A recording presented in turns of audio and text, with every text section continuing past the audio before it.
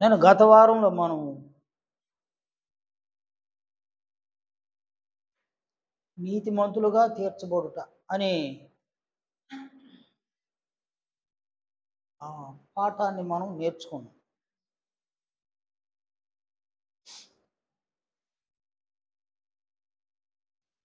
వాస్తవానికి దేవుడు నీతిమంతుడు. రోమ 3:26 అక్కడ పౌలు అంటాడు, తాను నీతిమంతుడును యేసునందు విశ్వాసం గలవారిని నీతిమంతులుగా తీర్చువాడునయుటకు ఆయన అలాగు చేసెను అని అంటాడు. రోమ 3:26 కనుక దేవుడు నీతిమంతుడు.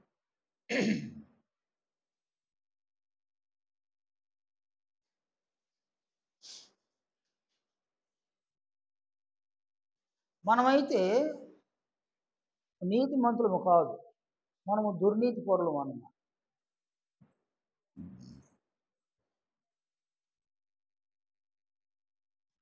అంటే దాని అర్థం ఏంటంటే,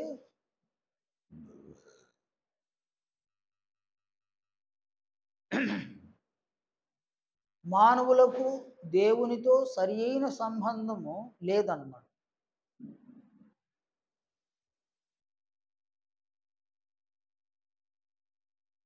రోమపత్రిక 3వ అధ్యాయంలో అపోస్తలుడైన పౌలు ఇలా సెలవిచ్చినాడు. 3వ అధ్యాయము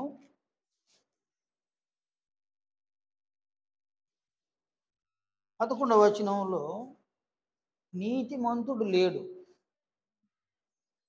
ఒక్కడును లేడు అని అపోస్తలుడైన పౌలు సెలవిచ్చినాడు. దాంతోపాటు ఆయన ఇలా అన్నాడు అనమాట,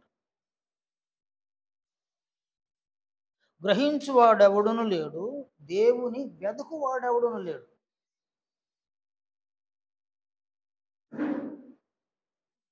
అంటే ఈ మాట చెప్పగా, ఏ మాట? నీతిమంతుడు లేడు, ఒక్కడు కూడా లేడు అని చెప్పగా దీన్ని గ్రహించేవాడు లేడు.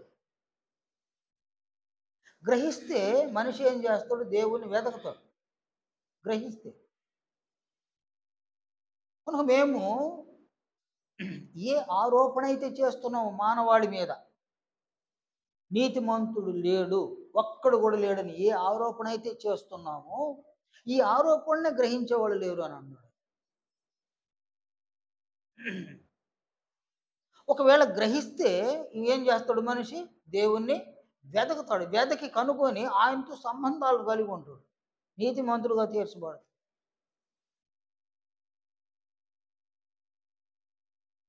ఎందుకంటే దేవుడు నీతిమంతుడు. తన కుమారుడైన యేసుక్రీస్తునందు ఎవరైనా విశ్వాసం ఉంచితే ఆయన వారిని నీతిమంతులుగా తీరుస్తాడు అన్నమాట.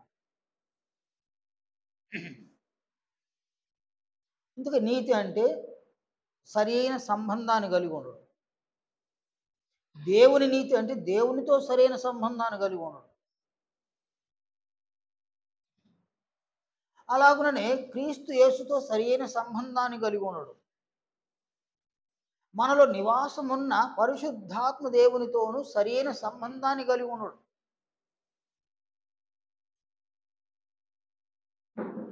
అలాగే ఒక భర్త భార్యతో సరైన సంబంధాన్ని కలిగి ఉండడము, ఒక భార్య తన భర్తతో సరైన సంబంధాన్ని కలిగి ఉండడు, పిల్లలు తల్లిదండ్రులతో సరైన సంబంధాన్ని కలిగి ఉండడు, సంబంధాలు సరిగా ఉండడం. ఈ సరైన సంబంధాలు దేని మీద ఆధారపడి ఉన్నాయి అంటే, మానవుల మధ్య అయినా సరే ఈ సరైన సంబంధము దేని మీద ఆధారపడి ఉంది?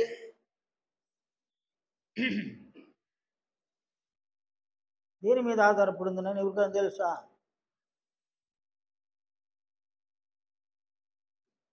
ఏ కుటుంబంలో ఉన్న భార్య భర్తలైనా, తల్లిదండ్రుల పిల్లలైనా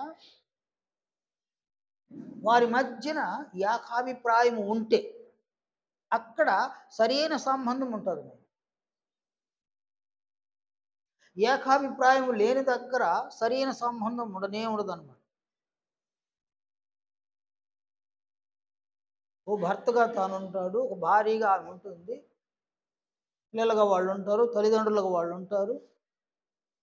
కానీ సరైన సంబంధాలు ఉండవు అన్నమాట. చూడండి, ఆయన ఒక భర్త చెప్తుంటాడు, ఆమె అంతే, తన భార్యని గురించి ఇలా చెప్తాడు, ఆమె అంతే, ఆమె నా మాట వినదు అని అంటాడు. అలాగే ఒక భార్య అనేక సందర్భాలు ఆయన అంతే, నా మాట వినరు ఆయన అని ఆమె చెప్తూ ఉంటుందండి. మరి ఎక్కువగా తల్లిదండ్రులు పిల్లల మీద వాపోతూ ఉంటారు, వాళ్ళు మా మాటలు వినడం లేదు పిల్లలు అని వాళ్ళు వాపోతూ ఉన్నా, అదే సందర్భంలో పిల్లలు కొంతమంది మా నాయన కానీ మా అమ్మ కానీ మా మాటలు వినడం లేదని పిల్లలు కూడా చెప్పుకుంటారు. అలా ఎందుకు అలా జరగడానికి కారణం అంటే, ఒక కుటుంబంలో ఉన్న వాళ్ళ మధ్యన ఏకాభిప్రాయం లేదన్నమాట. అభిప్రాయ భేదాలు, ఎవరి అభిప్రాయం వాళ్ళది, ఎవరి నిర్ణయాలు వాళ్ళవి. ఎవరి అభిప్రాయాలు వాళ్ళవుగా, ఎవరి నిర్ణయాలు వాళ్ళవుగా ఉంటే వాళ్ళు తమ అభిప్రాయాన్ని, తమ నిర్ణయాలనే గౌరవిస్తారు కానీ ఆ కుటుంబంలో ఉన్న వ్యక్తుల యొక్క అభిప్రాయములను, నిర్ణయాలను అస్సలు గౌరవించరు, పట్టించుకోరు అనమాట. ఆ పట్టించుకోకపోవడం అనేది గౌరవించరు అన్నమాట. కాబట్టి ఇక్కడ ఒక వ్యక్తి యొక్క అభిప్రాయము మనకు అనుకూలమైన, మనకు ప్రతికూలమైన, ఆ వ్యక్తి యొక్క అభిప్రాయంతో మనం ఎప్పుడు ఏకీభవిస్తాము అని అంటే, ప్రేమ కలిగినప్పుడు మాత్రమే ఏకీభవిస్తాము. ప్రేమ లేనప్పుడు అస్సలు ఏకీభవించు, తిరస్కరిస్తాము అన్నమాట. ఓ భర్త పట్ల భార్యకు ప్రేమ ఉంటే ఆయన చెప్పిందే వేదం నాయన అని ఏం చెప్పిన ఓకేనండి, అలాగేనండి, ప్రేమ ఉంటే. ఒక భార్య పట్ల భర్తకు ప్రేమ ఉంటే ఆమె చెప్పిందంత ఎస్ ఎస్ అంటాడు అనమాట. పిల్లల పట్ల తల్లిదండ్రులకు ప్రేమ ఉంటే వాళ్ళ అభిప్రాయాలన్నింటినీ గౌరవిస్తారనమాట. తల్లిదండ్రుల పట్ల పిల్లలకు ప్రేమ ఉంటే తల్లిదండ్రుల యొక్క అభిప్రాయాలను గౌరవిస్తారనమాట. కనుక ఒక ప్రేమకు మాత్రమే ఏకాభిప్రాయాన్ని కలిగించే ఒక అవకాశం ఉంది. ప్రేమ లేని దగ్గర ఏకాభిప్రాయం ఉండదు. అభిప్రాయం మంచిదైనా దానితో ఏకీభవించరన్నమాట. భర్త అభిప్రాయం మంచిదైనా భార్య ఏకీభవించదు, కారణము ప్రేమల. భార్య యొక్క అభిప్రాయం మంచిదైనా భర్త ఏకీభవించడు, కారణము ప్రేమ లేదు. తల్లిదండ్రుల యొక్క అభిప్రాయాలు మంచివైనా బిడ్డలు ఏకీభవించరు, కారణం ప్రేమల. పిల్లల యొక్క అభిప్రాయాలు మంచివైనా తల్లిదండ్రులు ఏకీభవించరు, కారణం ప్రేమ. ప్రేమ లేని దగ్గర అభిప్రాయాలను తిరస్కరిస్తారు, నిర్ణయములను తిరస్కరిస్తారు. అంతేకాదు ప్రతి అభిప్రాయంలోనూ ప్రతి నిర్ణయంలోనూ తప్పులు పడతారన్నమాట. తప్పులు బట్టి నీ నిర్ణయమే మంచిది కాదు, నీ అభిప్రాయం మంచిది కాదు, ఎప్పటికీ నేను నీ అభిప్రాయంతో ఏకీభవించను. అది కనుక ఇక్కడ మనల్ని పుట్టించింది, మనల్ని పోషిస్తున్నది, మనం సంరక్షిస్తూ ఉన్నది తండ్రి అయిన దేవుడు. అంతేకాదు మన వర్తమానం క్షేమంగా ఉండాలని కోరుకునేది ఆయన. మన భవిష్యత్తు బాగుండాలి అని కోరుకునేది కూడా ఆయననే. మీరు ఆదికాండం 1వ అధ్యాయం చూడండి, ఆయన అక్కడ దేవుడు ఆదామును అవ్వను 2వ అధ్యాయం 7వ వచనంలోనికి ఆదామును సృష్టించిన దేవుడు 1వ అధ్యాయంలోనే ఆదాము కానీ హవ్వ కానీ ఈ లోకంలో బ్రతకడానికి వారికి ఏవేవి అవసరమై ఉన్నాయో వాటన్నిటిని కూడా ముందే సృష్టించినాడు ఆయన. మీరు ఆదికాండం 1వ అధ్యాయం చూడండి, పక్షులు, జంతువులు, జలచరాలు, అదనైనా వృక్షాలు కదా, ఇవన్నీ కూడా 1వ అధ్యాయంలో అంటే మానవ నిర్మాణానికి ముందే దేవుడు సృష్టించి ఆడు తర్వాత మానవుల నిద్రను సృష్టించినాడు అన్నమాట. అంటే అక్కడ ఏం చూడొచ్చు మనము? దేవుని యొక్క ప్రేమను చూడొచ్చు అన్నమాట. అంటే ఆదాము అవ్వల్ని దేవుడు సృష్టించక ముందే వారి శరీరాలకు ఏ ఏ అవసరతలు ఉన్నాయో వాటన్నిటినీ ఎక్కడ సృష్టించినాడు ఆయన? ఒక ఏదైనా తోటలోనైనా? కాదు కాదు, లోకమంతా సృష్టించేయను, భూమి మీద సృష్టించేయినాడు అనమాట. వారిని ఏదైనా తోటలో ఉంచినాడు. ఏదైనా తోట అంటే ఏది నాయన? ఏదైనా తోట అంటే ఏది నాయన?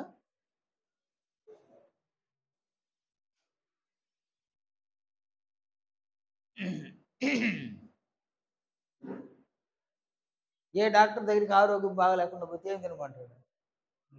ఫ్రూట్స్ తినమంటాడు. ఆ ఫ్రూట్స్తో నిండింది అనమాట ఏదైనా తోట.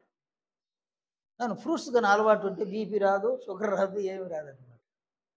డాక్టర్లు ఎప్పుడు చెప్తారంటే ఆరోగ్యం బాగలేకుండా పోయినప్పుడే చెప్తారు, వాటిని మామూలు గురించి చెప్పరు అనమాట వాళ్ళు. సర్లే, ఫ్రూట్స్ తింటేనైనా దేవుడు అనుగ్రహించిన ఆయుష్కాలానికంటే మించి బ్రతికే అవకాశాలు ఉన్నాయి. అలాంటి పండ్ల తోటలో దేవుడు ఆదామును హవ్వలను ఉంచినాడు అన్నమాట. ఏం కారణం నాయన? కారణం ఏంది? వాళ్ళ మీద ఉన్న ప్రేమ. మనము ఈ లోకంలో పుట్టక ముందే లోకంలో ఏముంది నాయన? అది వేరే, పాపాన్ని గురించి చెప్పడం. మనం ఆహారం ఉంది, సమృద్ధి అయిన ఆహారం మధ్యలో దేవుడు మనల్ని పుట్టించాడు. నిజం నాయన ఈ మాట. దీనికి కారణం ఏంది? దేవుని యొక్క ప్రేమ. మనకి మీకు తెలియదు అనుకుంటా, మనకు అనారోగ్యం చేస్తే అయినా ఆ అనారోగ్యం నుంచి బయటపడడానికి అనేక మందులు, మెడిసిన్ దేంట్లో ఉంది నాయన? అనేక ఆకుల్లో ఉన్నాయి, అనేక కాయల్లో ఉన్నాయి. మనం వాటిని పట్టించుకోవడం లేదండి. మంచి మంచి డాక్టర్లను వెతుక్కొని పోతున్నాం, వాళ్ళందరూ వాటి నుంచి సేకరించిన మందులు మనకి ఇస్తున్నారు. ఈ మధ్యకాలంలో మన నిరంజన ఒక మాట చెప్పినాడు, నాయన పొలం ఉండి మనం మునగ చెట్లు నాటుకుంటే బాగుంటుంది, ఎందుకంటే ఆ ఆకుని అమెరికా వాడు తీసుకెళ్ళిపోతున్నాడు. మన ఇండియాలో అనేక తోటలు వాడే ఇస్తాడు, మనం పండించాలా, ఆకులను వాడు తీసుకుని వెళ్ళిపోతాడు. వాడు దేశాన్ని తీసుకెళ్ళి దాన్ని ఎండబెట్టి పౌడర్ చేసి క్యాప్సూల్ చేసి వాళ్ళ దేశంలో అమ్ముతాడు. చూడండి ఆయన, ఒక్క మునగాకు తింటేనే 350 రోగాలకు మేలు చేస్తాడు. ఒక్క మునగాకు. మనం మునగాకు అసలు దాని ముఖం కూడా చూడము, ఎప్పుడో ఒకరోజు దాన్ని తినాలంటే అది ఒక చేదులాగా దాన్ని భావిస్తాము. మునగాకు చాలా మంచిదని దొరికినప్పుడు అంతా వారంలో 2 సార్లు తిన్నా, 2 సార్లు దొరికిన, 3 సార్లు, 4 సార్లు దొరికినప్పుడు తినండి. పూర్వకాలం పెద్దలు అనేవాళ్ళు, ఒక ఇంటి ఆవరణంలో ఒక మునగ చెట్టు, ఒక ఆవు ఉంటే బతికిపోవచ్చు అనేవాళ్ళు. మునగ చెట్టు అంటే సకల రోగ నివారణది, మహా ఎనర్జీ, శక్తిని ఇస్తుంది అది. పశువు ఉంటే ఏం చేస్తానైనా పాలు వస్తుంది, పెరుగు వస్తుంది, మజ్జిగ వస్తుంది, నెయ్యి వస్తుంది. అది శాకాహారం, ఇది శాకాహారం. ఈ శాకాహారంలోనే వాళ్ళు బ్రతికేసినారు, జీవితకాలం అంతా ఆరోగ్యకరంగా బతికినారు అన్నమాట. అందువలన ఒక ఇంటికి ఒక ఆవు, ఒక మునగ చెట్టు ఉంటే బ్రతికిపోవచ్చు. మన ఇంట్లో కాడు ఉండే చెట్లు కూడా నరికి పారేస్తున్నారు. ఉండే చెట్లన్నీ నరికి పారేసి ఏ చెట్టును ఉంటే నేరంగా పరిగణిస్తున్నాం మనం. మా ఆవరణంలో చెట్టు ఉండడమా, దీన్ని నరికాడు పారేయాలి, నరికేస్తాం. నేను ఎందుకు చెప్తున్నానంటే, మనం ఈ లోకంలో పుట్టకముందే ఈ లోకంలో సమృద్ధి ఆహారాన్ని దేవుడు సృష్టించి ఆ ఆహారం మధ్యలో ఆయన మనల్ని పుట్టించినాడు. దీని అంతటి కారణం ఏంటనైనా? ఆయన మన పట్ల మనకున్న ప్రేమ అన్నమాట. అందువలన యోహాను సువార్త 3:16లో అక్కడ ఇలా అన్నారన్నమాట, దేవుడు లోకమును ఎంతో ప్రేమించును. లోకం అంటే మనుషులు నాయన. దేవుడు మనల్ని ప్రేమించున్నాడు, ఇంకను ప్రేమిస్తూనే ఉన్నాడు. ఒక మనిషి మరణించేంత వరకు వారు మంచివారైనా చెడ్డవారైనా తన సూర్యుని ఉదయింపజేసి నీతిమంతులైన అనీతిమంతులైన వర్షమును కురిపించి దేవుడు తన ప్రేమను వెల్లడిపరుస్తూ ఉన్నాడు అన్నమాట. ఆయన ప్రేమను బట్టి నేడు మనం బ్రతికున్నాం. ఆయన ప్రేమను బట్టి మనము ఈ లోకంలో సంచరిస్తూ ఉన్నాం అన్నమాట. అపోస్తల కార్యములలో 17వ అధ్యాయంలో అపోస్తులుడైన పౌలు చెప్పిన ఈ ఈ విషయాలను చూడండి. అపోస్తుల కార్యములు 17వ అధ్యాయంలో ఇక్కడ అపోస్తులుడైన పౌలు ఇలా బోధించినాడు. 28వ వచనంలో మనం ఆయన యందు బ్రతుకుచున్నాము, చెలించుచున్నాము, ఉనికి కలిగి ఉన్నాం. కానీ ఎటువంటి మాటలు చూడండి. మనం బ్రతుకున్నామంటే ఆయన వల్ల, చెలిస్తూ ఉన్నామంటే మన బ్రతుకు, అలాగే మన చలనం, మన ఉనికి, ఈ మూడింటికి కారణం ఎవరు? తండ్రి అయిన దేవుడు అన్నమాట. ఒక మనిషి మరణిస్తే చనిపోతాడు, ఇక చెలించడం లేదు, ఉనికి లేదన్నమాట. చలనము లేదు, ఉనికి లేదన్నమాట. మనం బ్రతుకున్నాం కాబట్టి చలనము, ఉనికిని మనం కలిగి ఉన్నాం. ఇది ఎవరి వలన? మన వలన కాదు. మన వలన అనుకుంటే అది అది అది రాంగ్ అన్నమాట. మన వలన కానే కాదు. ఆయన వలన మనం బ్రతికున్నాము, చలనాన్ని కలిగి ఉన్నాము, ఉనికిని కూడా కలిగి ఉన్నాము. అందువలన మనం బ్రతుకుతున్నామంటే ఇది ఎవరి ప్రేమ? దేవుని ప్రేమ. మనం చెలిస్తూ ఉన్నామంటే దేవుని ప్రేమ. ఉనికి కలిగి ఉన్నామన్న దేవుని ప్రేమ. ఉనికి అంటే ఏదైనా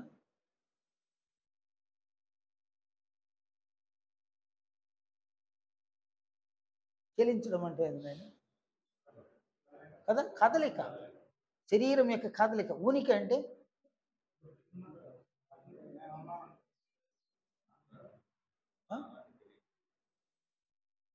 నీ కొడుకుని ఎవరిని కొట్టినాడు ఆయన, ఏయ్ అంటావు. ఏంది దాని అర్థం ఏంది? వాడికి నేనుండాను అదంట. వాడికి నేనున్నా. మొన్న ఒక ఊరికి వెళ్తాను, పిచ్చడూరు దాటుకొని పోతున్నాం. ఆ పక్కన పూల చెట్లు ఉన్నాయన్నమాట. పూల చెట్లు ఆయన మొన్న ఏమో తెలియదు, కానీ అంతకుముందు వెళ్ళినప్పుడు నేను మల్లెపూల వాసన, కళ్ళు మూసుకొని ఉండ, మల్లెపూల వాసన అట్టు చూస్తే మల్లెపూల తోటలు అన్నమాట. అవేం చాటుకుంటున్నాయి, ఉనికి. మేమున్న వీడ అటు తిరిగి వేసిపోంటాడు అనమాట. ఆ వాసన, మధురమైన వాసన, వాటి వైపు తిరిగి చూడమని. కనుక మనం ఇంట్లో ఉన్నాం, బయట ఉన్నాం, మన ఉనికిని మనం కలిగి నేనున్నాను అన్నమాట. ఇది ఎవరి ప్రేమ? దేవుని యొక్క ప్రేమ. కనుక ఆయన అనేక విషయాలలో మనల్ని ప్రేమిస్తూ ఉన్నాడు, మన అవసరాలు తీరుస్తున్నాడు, మనకొచ్చే సమస్యలను పరిష్కరిస్తూ ఉన్నాడు, మనకొచ్చే కష్టాలలో మన కన్నీళ్లను తుడుస్తూ ఉన్నాడు, మన బాధలను తన బాధలుగా చేసుకుంటూ ఉన్నాడు ఆయన. అలాగే మనకు వచ్చిన అపాయాలను తప్పిస్తూ ఉన్నాడు, అనారోగ్యాల్లో కృప చూపిస్తూ ఉన్నాడు. ఎవరైనా ఒక మనిషి చనిపోతూ ఉన్నాడంటే ఇక్కడ తండ్రి అయిన దేవుని యొక్క తప్పిదం ఏమీ లేదు. ఒక మనుషుడు ఆయుష్ కాలానికంటే ముందు మరణిస్తూ ఉన్నాడంటే ఇక్కడ దేవుని యొక్క తప్పిదం ఏమి లేదు. అది వాని తప్పిదం, వాని స్వీకృతమైనటువంటి తప్పిదం అన్నమాట. లేక ఎవరో వానికి హాని చేసి వాడిని చంపి ఉండొచ్చు అన్నమాట. అంతేగాని దేవుని తప్పిదం ఏమి లేదు. ఎందుకంటే నరుని ఆయువు 70 సంవత్సరాలు, అధిక బలం ఉన్న ఎడల 80 సంవత్సరములగును. ఒక మనిషి యొక్క శరీరము 70 సంవత్సరాలు, 80 సంవత్సరాలు బ్రతికే విధంగా దేవుడు ఆ శరీరములను తల్లి గర్భంలో రూపొందించినాడు. ఆ శరీరము 70 సంవత్సరాలకు ముందు చనిపోవడం అంటే దేవుడు చేసిన ఏర్పాటేం కాదు. వాడు తాను చేసుకున్నటువంటి పనుల వలన వాడు చచ్చిపోతాడు. పురుషులైనా స్త్రీలైనా. అంటే దేవుడిచ్చినటువంటి ఆ శరీరాన్ని, దానికి ఉన్న ఆరోగ్యాన్ని నిర్లక్ష్యం చేయడం అన్నమాట. నిర్లక్ష్యం చేయడం వల్ల ఆ శరీరం చనిపోతుంది. చనిపోయిన తర్వాత నిందించేది ఎవరినైనా? అది ఎంత అన్యాయం అంటే అంత అన్యాయం.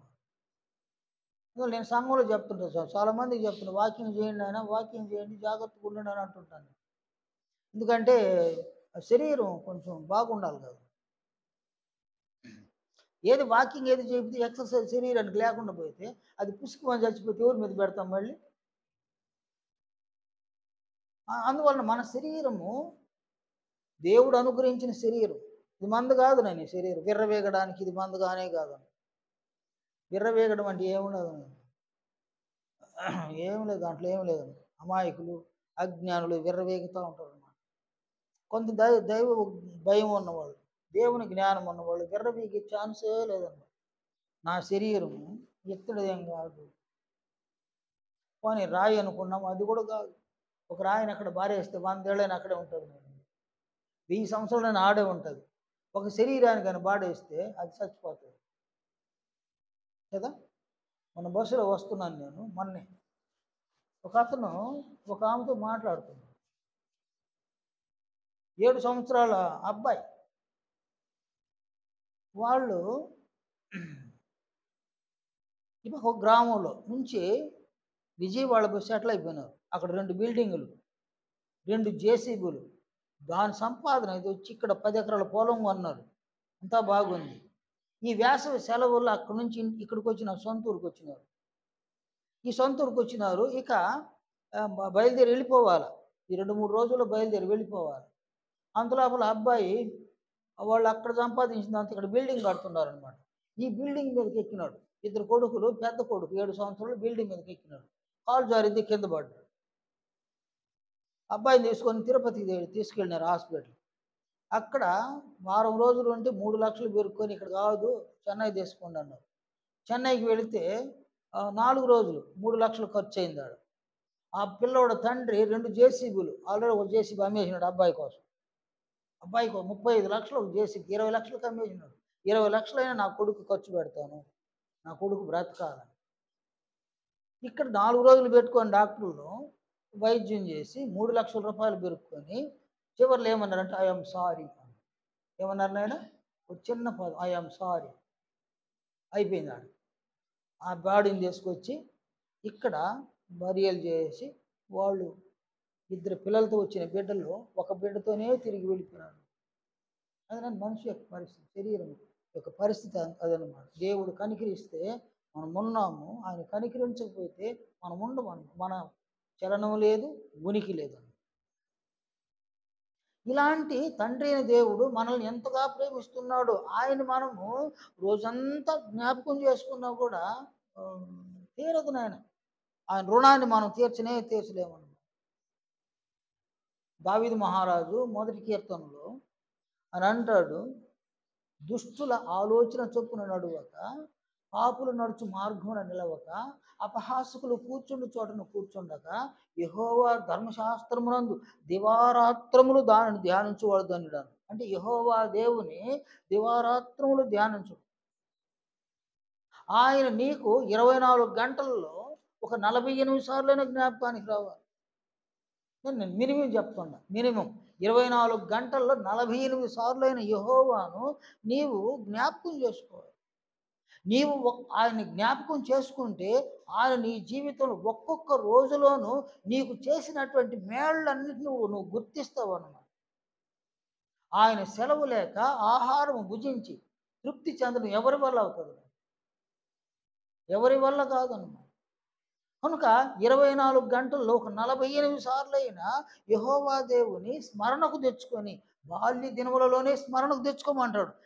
మనమైతే రోజంతా ఒక 48 సార్లైనా ఆయన స్మరణకు తెచ్చుకొని, ఈ దినములు ఆయన ఒక్కొక్క గంటలోను ఎంతగా ఆయన కనికరించి ఒక్కొక్క గంటలోనికి మనల్ని ప్రవేశపెట్టినాడు, ఒక దినములోనికి ఎలా ప్రవేశపెడుతున్నాడు అని ఆయన మన పట్ల చూపిస్తున్న ఆ ప్రేమను మనం గుర్తు చేసుకోవాల్సి ఉందన్నమాట, జ్ఞాపకం చేసుకోవాల్సి ఉందన్నమాట. కానీ మనుషులు యెహోవా దేవుని జ్ఞాపకం చేసుకోవడం లేదు. అంటే నీ సృష్టికర్తను నీవు జ్ఞాపకం చేసుకోవడం లేదు, నిన్ను పోషించి నిన్ను సంరక్షిస్తూ ఉన్న వ్యక్తిని జ్ఞాపకం చేసుకోవడం లేదు, నీ సమస్యలను పరిష్కరించి నీ బాధలను తొలగించి అనారోగ్యాల్లో ఆదుకొని అపాయాల్లో నిన్ను ఆదుకున్నటువంటి ఆయన్ను అస్సలు జ్ఞాపకం చేసుకోవడం లేదు. జ్ఞాపకం వచ్చేదంతా ఏం చేయాలి, ఏం సంపాదించాలి, ఏం తినాలి, ఏం త్రాగాలి, ఏం ధరించుకోవాలి కదన, ఇవైతే పర్వాలా. ఏం ఆక్రమించుకోవాలి, ఏమి దోచుకోవాలి, ఏమి దాచుకోవాలి, ఇవి వేరు. చాలామంది ఉన్నారు. యెహోవా దేవుని స్మరణకు తెచ్చుకునేటువంటి వ్యక్తులు లేరు. అందువలన యెహోవా మనుషులకు మరుగైపోయినాడు అన్నమాట. మీ పాపము మీకును నాకును మధ్య గోడలాగా అయిపోయింది. యెహోవా దేవుడు మరుగైపోయినాడు మనుషులకి. యెహోవా దేవుడు మరుగైపోగా వీళ్ళకు ఉన్న ఆశలు, వీళ్ళకున్న కోరికలు, వీళ్ళకున్న ఇచ్చలను తీర్చగలిగేటువంటి దేవుళ్ళను వీళ్ళే సృష్టించుకొని ఆ దేవుళ్ళని పూజ చేసుకుంటున్నారు. అది వేరే. యెహోవా దేవుని ఏం చేస్తున్నారు నాయన? అవమానిస్తూ ఉన్నారు. విగ్రహారాధన అంటే అది సాక్షాత్తు యెహోవా దేవుని అవమానపరచడం. అందువల్ల యెహోవా దేవుడు ఆకాశంలోనైనా భూమి మీదైనా భూమి క్రింద నువ్వు దేని రూపాన్ని విగ్రహంగా చేసుకోకూడదు అని సెలవిచ్చిన మనుషులు విగ్రహాలకు సాగిలపడి, తమ్మును సృష్టించినటువంటి విగ్రహాలకు సాగిలపడి, తాము సృష్టించుకున్నటువంటి విగ్రహాలకు సాగిలపడి ప్రత్యక్షంగాను పరోక్షంగాను ఆయన అవమానపరుస్తూ ఆయన ఎవరో తెలుసుకోవడం, ఆయన ఎందుకు పుట్టించినాడో తెలుసుకోవడం, అసలు ఈ బ్రతుకు ఈ జీవితాన్ని ఎలా జీవించాలో తెలుసుకోవడం, ఏది తెలుసుకోవడం, అసలు యెహోవా దేవుణ్ణి తెలుసుకోవడం. దేవుణ్ణి తెలుసుకోవడం అంటే దాని అర్థం ఏంది నాయన? ఒక మనిషికి ప్రేమ ఉన్నా అది దేవుని మీద ప్రేమ లేదన్న. రోమాపత్రిక 8వ అధ్యాయము 28వ వచనంలో అక్కడ అపోస్తులుడైన పౌలు అన్నాడు, దేవుని ప్రేమించు వారికి అని అపోస్తులుడైన పౌలు సెలవిచ్చినాడు అన్నాడు. అలాగనే తెస్సలోనికు రాసిన మొదటి పత్రిక 4వ అధ్యాయం 9వ వచనంలో, సహోదర ప్రేమను గురించి మీకు రాయనక్కర్లేదు, మీరు ఒకరినొకడు ప్రేమించుటకు దేవుని చేతనే నేర్పబడుతుంది. దేవుని చేత ఆ సంఘంలో ఉన్నవాళ్ళు ప్రేమించడానికి నేర్చుకున్నారు. సహోదరులను ప్రేమించడం అంటే దేవుణ్ణే ప్రేమించడం. కనుక దేవుని ప్రేమించే వాళ్ళు లేరు. దేవుని ప్రేమను ప్రతి గంటలోను, ప్రతి నిమిషంలోను, ప్రతి సెకనులోను దేవుని ప్రేమను పొందే మనుషులు దేవుణ్ణి ప్రేమించడం లేదు. దేవుని ప్రేమించడం లేదు కాబట్టి పరోక్షంగా ఏం చేయడం లేదు వాళ్ళు? పరోక్షంగా ప్రత్యక్షంగా చెప్పడం వల్ల దేవుని ప్రేమించడం లేదు కాబట్టి పరోక్షంగా ఏం చేయడం లేదు?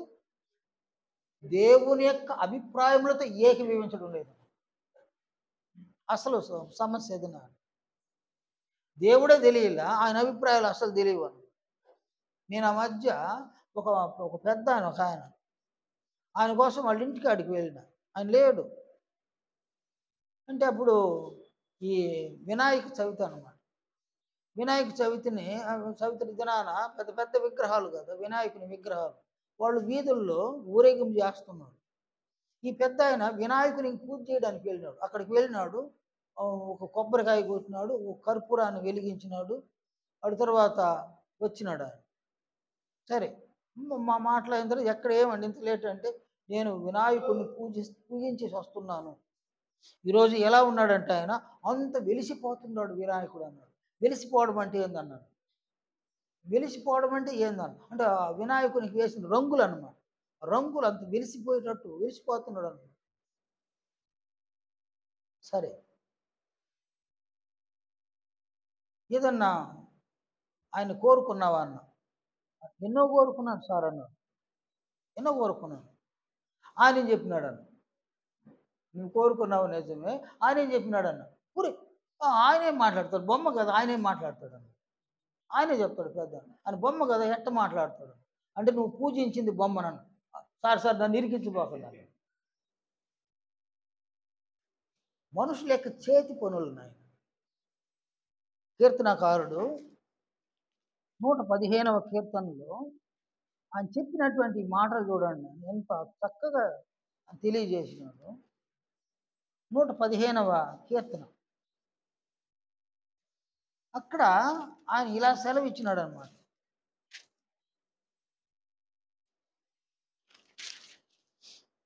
చూడండి ఆయన ఈ మొదటి వచనం నుండి కూడా 8వ వచనం వరకు, 2వ వచనం నుంచి చదువుతాను. వారి దేవుడేడి అని అన్ని జనులు ఎందుకు చెప్పుదురు? మా దేవుడు ఆకాశమందున్నాడు. దాని భావం ఏంది నాయన? అనుజనులు అడుగుతున్నారు ఎవరిని? ఈ అడుగుతున్నారు అనుజనులు, దావీదుని అడుగుతున్నారు. వారి దేవుడు ఏడని ఎవరితో చెప్పుకుంటున్నారు. దావీదు విన్నాడు. కదా నాయన. ఈయనేమంటున్నాడు జవాబు? మా దేవుడు ఏడున్నాడు? ఆకాశమందుడు, అందువలన ఆయన ఎవరికి కనబడడు. మీ దేవుడు, మీ దేవుడు ఎవరినైనా మీ చేతులతో సృష్టించుకున్నటువంటి వాడు, వాళ్ళు కనబడుతుంది. కానీ మా దేవుడు ఆయన మనందరిని సృష్టించిన వాడు. ఆయన ఆకాశంలో ఉన్నాడు. అక్కడ ఆకాశం అంటే పరలోకం. ఆయన కనబడు. ఎందువలన? ఆయన అదృశ్యుడు. మీరు సృష్టించుకున్న దేవుళ్ళు దృశ్యమైనవి, ఆయన అదృశ్యుడు అన్న. ఆయన కనబడడు. మీ దేవుళ్ళు కనబడతారు. కాబట్టి వాళ్ళు ఒక గుడిలో ఉంటారు కదనైనా, గుడిలో పెడితే గుడిలో ఉంటారు, తర్వాత వీధిలో పెడితే వీధిలో ఉంటారు, తర్వాత నువ్వు ఎక్కడ పెడితే ఆడ ఉంటారు వాళ్ళు. నువ్వు ఎక్కడ పెడితే వాడు ఉండేవాడు దేవుడు కాదు. నేను నువ్వు ఎక్కడ పెడితే ఆడ ఉండేవాడు దేవుడు కాదు. మనం మనుషులు నాయన. మనం ఒక ఇంటికి ఆడికి వెళ్ళినాం కదా, చైరేసినారు, ఇక్కడే చైరేసి కూర్చోమన్నారు, గౌరవంగా కూర్చున్నాం. 5 నిమిషాలకు వచ్చి లేయి అనేది తీసి ఇంకో దగ్గర వేసి చేరి కూర్చోమన్నారు, ఆడు కూర్చున్నాం. అక్కడి నుంచి లేపి ఇంకో దగ్గర కూర్చోమన్నారు, ఆడు కూర్చున్నాం. ఎట్లా ఫీల్ అవుతావు నాయన? గౌరవం అవమానమా?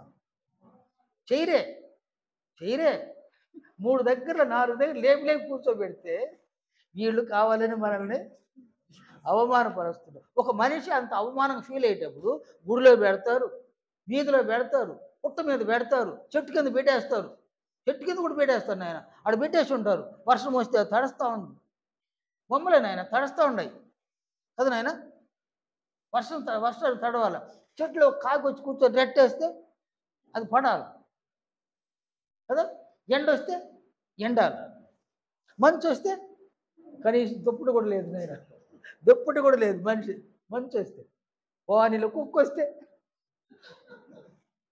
అదేం చేస్తుంది నాయన? ఎక్కడ మొక్కలు కూడా పోయొచ్చు. అంత పని దేవునికి, అంత అవమానాన్ని కలిగించేది ఎవరు నాయన?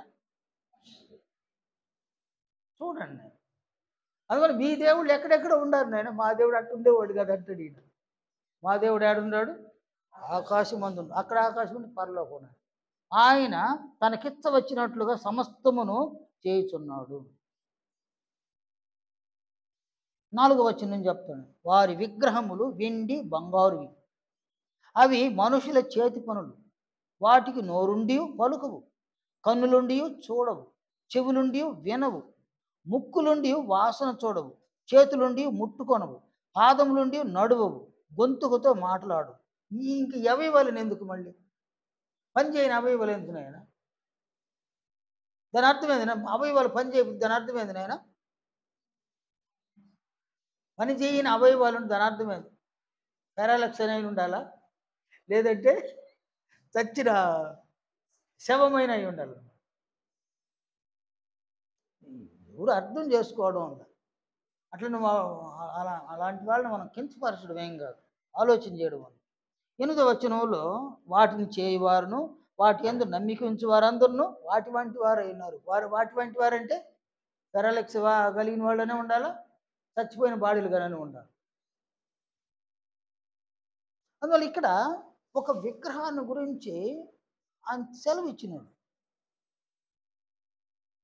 అందులో యెహోవా దేవుడు విగ్రహాలను పూజించకూడదు అన్నాడు అన్నమాట. విగ్రహారాధన ఆయనకు అయిష్టం అన్నమాట. సరే, ఇంతకీ మనం ఏం చెప్పుకుంటున్నాము అని అంటే, మనుషులకు దేవుని మీద ప్రేమ లేదు.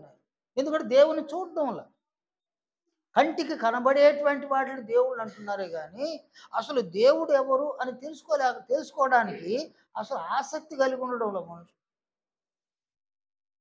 దేవుని గురించి తెలిస్తే ఆయన మనల్ని ఎంతగా ప్రేమిస్తున్నాడో అనేది మనకు అర్థమవుతుంది అన్నమాట. ఆయన మనల్ని ఎంతగా ప్రేమిస్తున్నాడు అనేది కానీ మనకు అర్థమైతే మనం ఏం చేస్తాం నాయన? ఆయన యొక్క అభిప్రాయములతో ఏకీభవిస్తాం అన్నమాట. మళ్ళీ అక్కడికి వస్తున్నాము. మనం ఆయన ప్రేమిస్తే ఆయన అభిప్రాయాలతో మనం ఏకీభవిస్తాం. నీ భార్య చెడ్డదైనా ఆమె అభిప్రాయాలు నువ్వు ఏకీభవించాలని నీకు ఆమె మీద ప్రేమ ఉండాలి. నీ భర్త చెడ్డవాడైనా ఆయన అభిప్రాయాలతో ఏకీభవించాలంటే ఆయన మీద ప్రేమ ఉండాలి. నీ బిడ్డలు చెడ్డవాళ్ళైనా వాళ్ళ అభిప్రాయాలను మనం ఏకీభవిస్తాం, వాళ్ళ అభిప్రాయాలతో ఏకీభవిస్తాం. ఎందువల్లంటే ప్రేమ. అందువలన ప్రేమ ఎక్కడ ఉందో, ఎవరి మీద ఉందో వారి అభిప్రాయములతో మనము ఏకీభవిస్తాం. దేవుడు అంటేనే తెలియదు, దేవుని ప్రేమ అంటేనే తెలియదు. అందువలన దేవుని యొక్క అభిప్రాయములతో మానవులు ఏకీభవించడం లేదన్నమాట.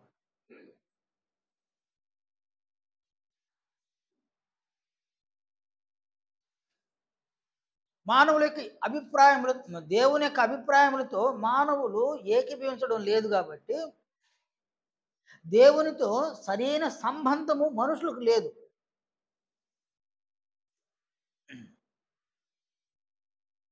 నేను మళ్ళీ చెప్తున్నాను,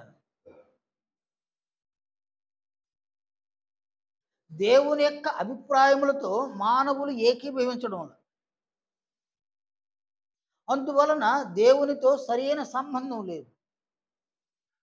సరైన సంబంధం ఉంటే నీతిమంతులు, సరైన సంబంధం లేదు కాబట్టి నీతిమంతులు కాదు, దుర్నీతి పరులు అన్నమాట, దేవునితో సంబంధం లేనివాడు.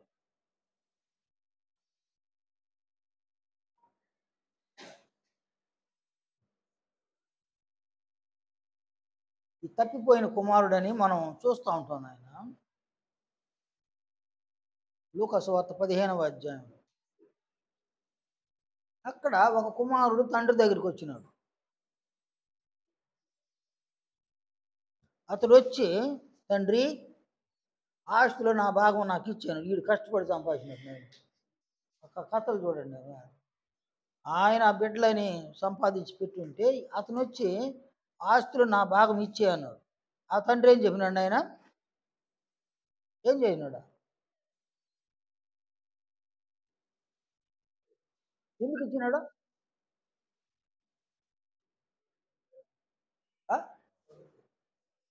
ప్రేమ కాదు, వాడికి బుద్ధి రావాలి. బుద్ధి రావడానికి ఇచ్చిందనమాట. సరే, ఆయన వెంటనే పంచిచ్చాడు. బుద్ధి రాకూడదు అనుకుని ఈయనేం చేసి ఉంటాడు? నీకెందుకు ఇవ్వాలరా అని ఉంటాడు అన్నమాట, క్వశ్చన్ చేసి ఉంటాడు. వాడికి బుద్ధి రావాలి కాబట్టి అది ఉన్నట్టుండి ఇచ్చేసింది కాదు. అంతకుముందు ఏమేమి జరిగి ఉండదు అవన్నీ యేసు ప్రభు చెప్పలే. అంతకుముందు జరిగిందని చెప్పలే. వాడు ఇన్నిసార్లు తండ్రిని ధిక్కరించినాడు, ఎన్నిసార్లు తండ్రిని వ్యతిరేకించినాడు, అవన్నీ అక్కడ చెప్పలేదు. ఆయన ఒక్క మాటలో చెప్పినాడు, ఉపమానం కాబట్టి. సరే, ఆయన పంచిచ్చినాడు. ఈయనేం చేసినాడు? ఆయన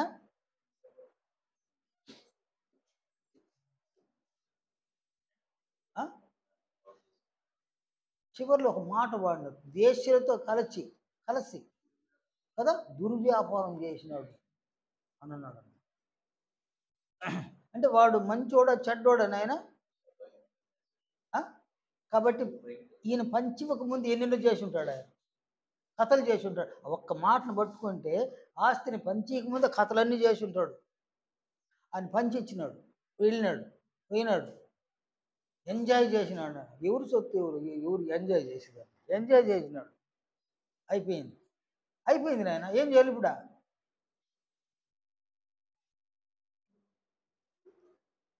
ఏం చేయాలా? జేబులో డబ్బులు లేదు నాయన, ఏం చేయాలా?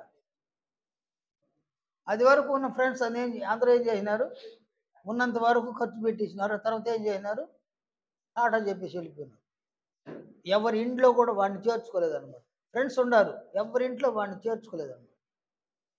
వానికి ఇప్పుడు ఆకలేసి ఆహారం పెట్టేవాళ్ళులే. ఈయనకి ఖర్చు చేయడానికి తెలిసే కానీ పని చేయడానికి తెలియదు అనమాట. అంటే అతను తెలిసిందంతా ఏంది?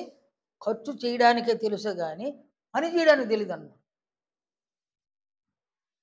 పని చేయడానికి తెలియదు కాబట్టి ఎవరు పని ఇస్తారు నాయన?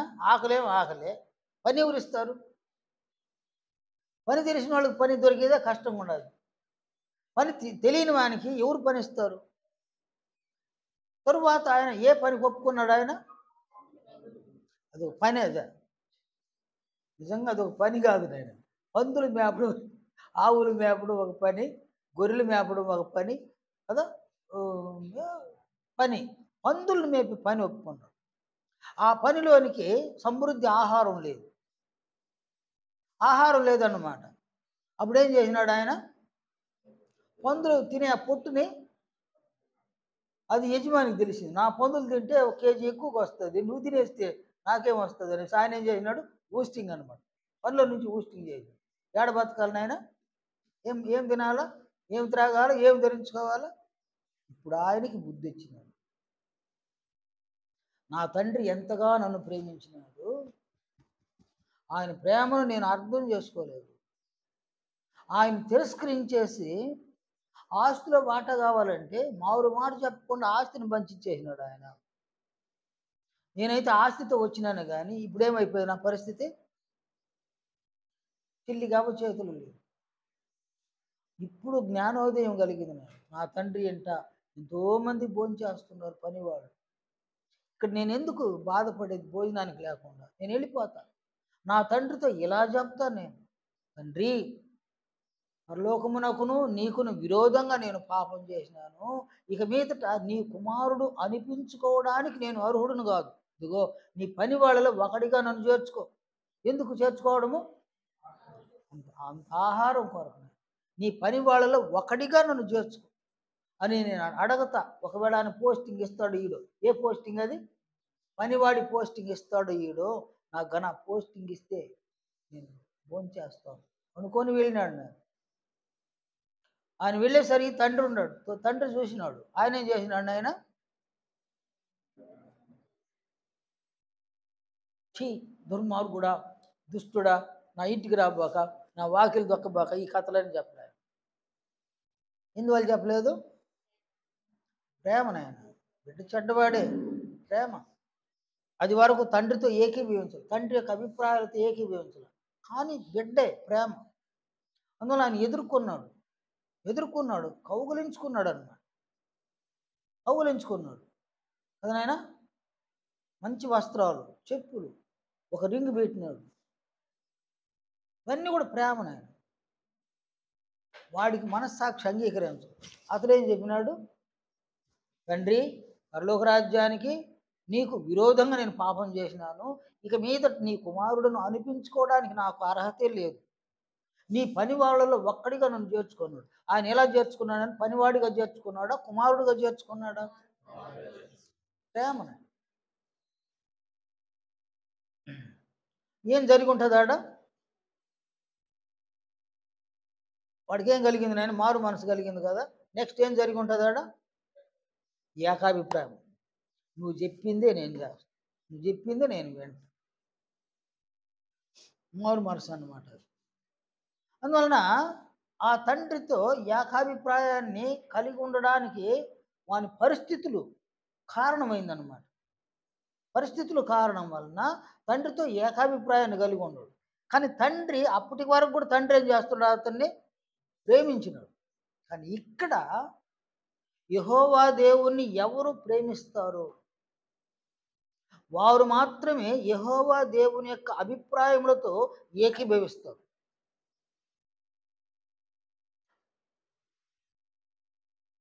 యెహోవా దేవుణ్ణి ఎవరు ప్రేమించరో వారు యెహోవా దేవుని యొక్క అభిప్రాయములతో ఏకీభవించరు.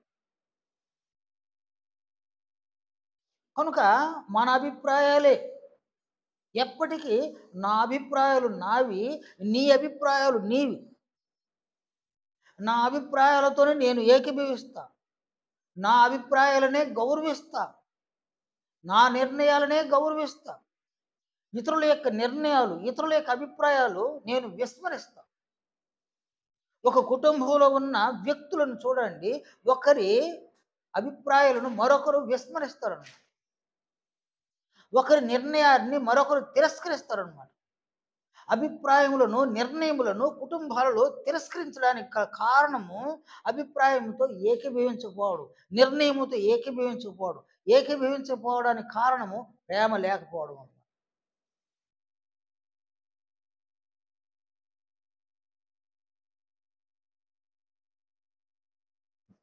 ప్రేమ ఎక్కడ లేదో అక్కడ ఏకాభిప్రాయం ఉండదు.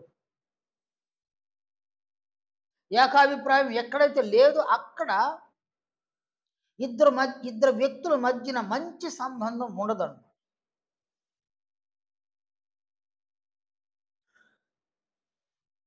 ఇద్దరు వ్యక్తుల మధ్యన ఎప్పుడైతే మంచి సంబంధం లేదో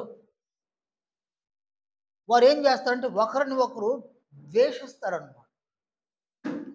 నీ అభిప్రాయాలు బాగలేవు, మంచివి కాదు, నీ నిర్ణయాలు బాగలేవు, మంచివి కాదు అని ఒకరిని ఒకరు ద్వేషించుకోవడం, ప్రత్యక్షంగాను పరోక్షంగాను ద్వేషించడం, అది ముదిరి ఒకరిని ఒకరు దూషించుకోవడం అన్నమాట.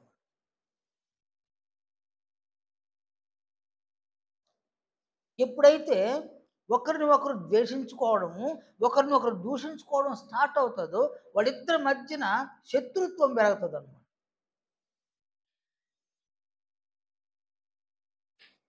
ఎప్పుడైతే వారిద్దరి మధ్య శత్రుత్వం పెరుగుతుందో ఒకరికి ఒకరు హాని చేయడానికి, ఒకరికి ఒకరు కీడు చేయడానికి కూడా వెనకాడరు.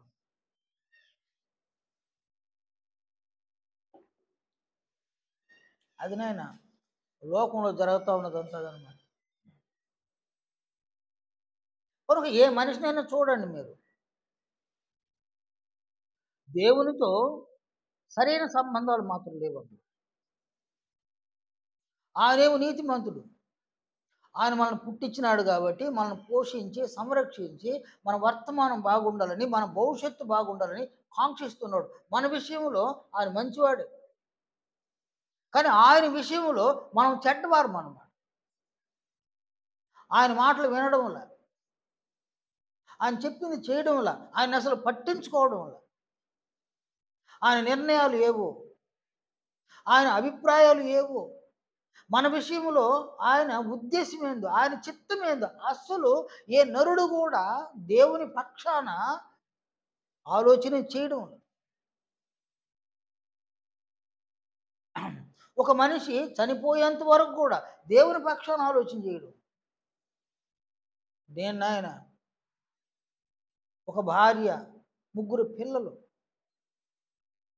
ఒక కుటుంబం ఎవరి వలన కలిగింది? ఎవరి వలన కలిగింది? అది ఆయన వల్లనే కదా. ఆయన ఇచ్చింది ప్రతిదీ నేను అనుభవిస్తూ ఉన్నాను అన్నమాట. గాలిని అనుభవిస్తూ ఉన్నాను, నీళ్లను అనుభవిస్తూ ఉన్నాను, కానైనా ఆహారము అనేకాన్ని నేను అనుభవిస్తున్నాను. నేను అనుభవించేది ప్రతిదీ కూడా ఆయన ఇచ్చింది. నా మీద ఆయనకున్నటువంటి ప్రేమను బట్టి ఆయన అనుగ్రహిస్తూ ఉంది ప్రతి మనిషికి కూడా. అది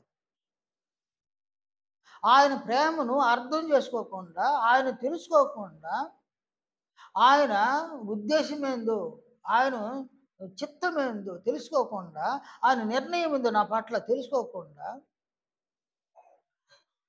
నేను ఆయన్ను తెలుసుకోకుండా పోయింది. చివరికి నా పట్ల ఆయన అభిప్రాయాలు ఏందో కూడా తెలుసుకోకపోయింది. ఎప్పటికీ నేను మరణించేంత వరకు ఆయన అభిప్రాయాలతో ఏకీభవించకుండా పోయింది. నన్ను ఆయన మంచోడుగు చూస్తాడు, చెడ్డోడుగు చూస్తాడు ఆయన. అందువల్ల నా పౌలు అంటాడు, నీతిమంతుడు లేడు, ఒక్కడు కూడా లేడు, గ్రహించేవాడు ఎవడు లేడు, అసలు దేవుని వెదకేవాడు ఎవడు లేడు. ఈ మూడు లేవు కాబట్టి మనిషి తన శరీరం యొక్క అవయవాలతో ఆ దేవునికి ఇష్టం లేని అనేక చెడ్డ క్రియలు చేస్తున్నాడు అన్నమాట. రోమ 3వ అధ్యాయము 10వ వచనం నుండి 18వ వచనం వరకు చూస్తున్నాను. ఈ మూడు లేని వాడు, నీతి లేదు, గ్రహించడం లేదు, దేవుని వెదకడం లేదు. ఈ మూడైతే మనిషిలో లేదు కాబట్టి శరీరంలో ఉన్న అవయవాలతో అనేక చెడ్డ క్రియలు చేయడం అన్నమాట. అనేక చెడ్డ క్రియలను చేసి దేవుని యొక్క దృష్టిలో ఆయన అభిప్రాయాలతో ఏకీభవించకుండా, ఆయన అభిప్రాయములను తిరస్కరించి, జీవితకాలం అంతా ఆయన అభిప్రాయాలను తిరస్కరించి తిరస్కరించి తిరస్కరించి ఒక మనిషి మరణించడం. ఎవరికి నష్టం ఉన్నాయన? ఎవరికి నష్టము? ఎవరైనా చిన్న కుమారుడు వెళ్ళిపోయినాడు, ఎవరికి నష్టము? వాడికి నష్టం, తండ్రికి ఏమి నష్టం లేదు. యెహోవా దేవునికి నష్టమేమీ లే, ఆయనకి కష్టమేమీ లే. ఆయన అభిప్రాయాలను నీవైనా నేనైనా ఏకీభవిస్తే ఎవరికి మేలు కలుగుతుంది? ఆయన అభిప్రాయాలను ఏకీభవించిన వారికే మేలు కలుగుతుంది. ఆయన అభిప్రాయాలు తిరస్కరిస్తే ఎవరికి నష్టము? తిరస్కరించిన వారికే నష్టం అన్నమాట. అందువల్ల ఇక్కడ దేవునితో సరైన సంబంధాన్ని కలిగి ఉండడము నీతి అంటే. మానవులలో ఏముంది నాయన? మానవులలో దేవుని నీతి లేదు, మానవులలో స్వనీతి ఉందన్నమాట. రోమపత్రిక 10వ అధ్యాయంలో అపోస్తలుడైన పౌలు సెలవిచ్చిన ఈ మాటలు చూడండి. యూదుల గురించి చెప్పినాడు ఆయన. రోమ 10వ అధ్యాయము 3వ వచనంలో, వారు దేవుని నీతిని ఎరుగక తమ స్వనీతిని స్థాపింపబూనుకొనుచు దేవుని నీతికి లోబడలేదు. ఎవరినైనా ఎవరిని గురించి చెప్పినాడు? యూదుల గురించి. వారు దేవుని నీతిని ఎరుగక, అంటే దేవుని నీతి అంటే మనుషులతో అటు కాదు నాయన. మనుషులు దేవునితో సరైన సంబంధాన్ని కలిగి ఉండడానికి ఆయన చేసిన ఏర్పాటు, అది దేవుని నీతి అన్నమాట.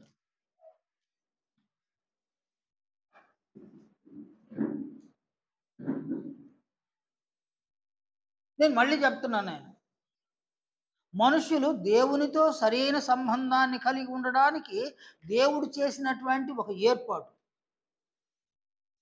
రోమపత్రిక 3వ అధ్యాయము 26వ వచనం.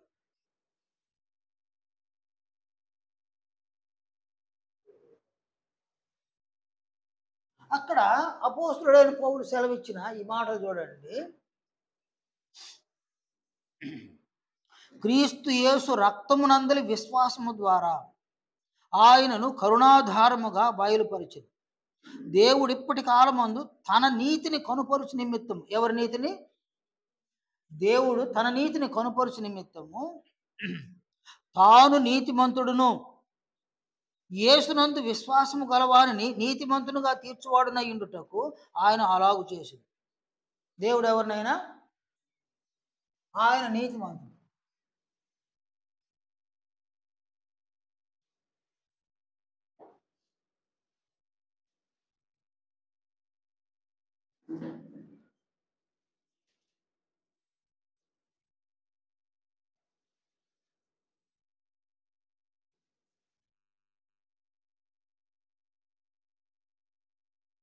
దేవుడు నీతిమంతుడు.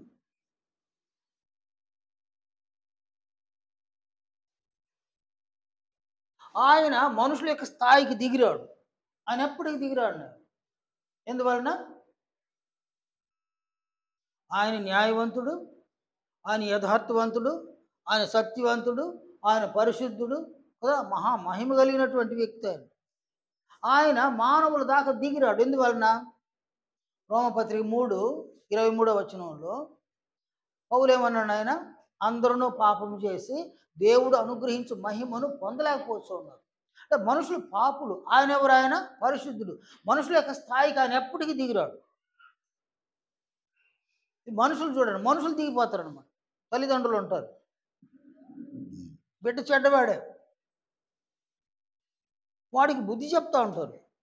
నాయన ఇలా మాట్లాడకూడదురా, అలాంటి క్రియలు చేయకూడదురా, అది మంచిది కాదురా. తల్లిదండ్రులు బిడ్డలను బుజ్జగిస్తూ ఉంటారు అన్నమాట, బుజ్జగిస్తూ ఉంటారు. వాళ్ళు చెప్పిన మాట వినప్పుడు ఏం చేస్తారు నాయన? కొంత కోపగించుకుంటారు. ఇలా మాట్లాడే పని అయితే, ఇలా చేసే పని అయితే, ఇలాంటి క్రియలు చేసే పని అయితే ఇంట్లో ఉండబాకు నువ్వు అని అంటారు అన్నమాట. అప్పుడు వాళ్ళు ఏం చేస్తారు నాయన? ఏం చేస్తారు? నేను వెళ్ళిపోతాను అనేసి వాళ్ళు వెళ్ళిపోతానంటే అప్పుడు ఏం చేస్తారు నాయన? ఏం చేస్తారా? వాడి మీద ఉన్న ప్రేమ వాళ్ళు దిగొచ్చేస్తారు. వాడు వెళ్ళిపోతే ఎట్లా వాడు నీ ఇష్టం రా, నువ్వు చేసుకో, ఉంటా ఇంట్లోనే ఉంటా అనేసి అట్లా దిగిపోతారు. వాడి స్థాయికి తల్లిదండ్రులు దిగొచ్చేస్తారు. కానీ దేవుడు అలా ఎప్పటికీ దిగడు. మానవ స్థాయికి అని దిగి రాడు, ఒక మెట్టు కూడా దిగడు. తన కుమారుడు లోక పాపాన్ని మోసుకొని సిలువలోకి వెళితే కదా నాయన, దేవుడు దిగొచ్చినాడా? దిగిరాడు. ఆ దిగిరాలేదు కాబట్టి ఈయనేమన్నాడు? ఈయన నా దేవా నన్నెందుకు చేయి విడి, వదిలేయడానికి ఇష్టమే కానీ ఆయన నువ్వు అట్నే చేస్తూ ఉంటే ఉండరా నాయన మా ఇంట్లో అనేవాడు కాదు. ఆయన అంతేనాయన. ఆయన మార్పు లేనివాడు. ఆయన మారడు. మార్పు ఎవరైనా మారాలంటే ఎవరు మారాలా? మనుషులు మారాల్సింది, కానీ ఆయన మాత్రం మారడు. ఆయన మారడు. మార్పు లేనివాడు అనమాట. ఆయన నీతిమంతుడు. ఆయన మానవులు నీతిమంతులుగా తీర్చబడ్డారు. మానవులు నీతిమంతులుగా తీర్చబడ్డారు.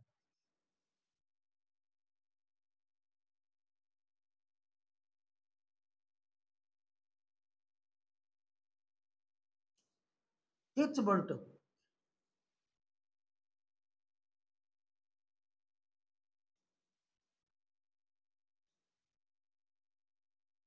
ఆయన చేసినటువంటి ఒక ఏర్పాటు.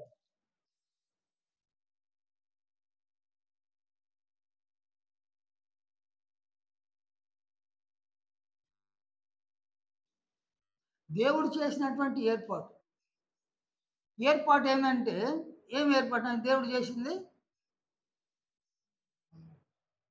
తన కుమారుడైన క్రీస్తు యేసునందు విశ్వాసం ఉంచాలి. వీళ్ళు క్రీస్తునందు విశ్వాసం ఉంచాలి.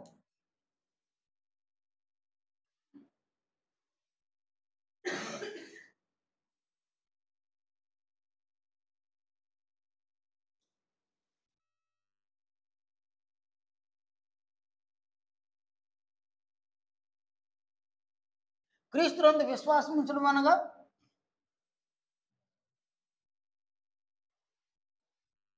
క్రీస్తునందు విశ్వాసం ఉంచడం అనగా అది అది పోయింది.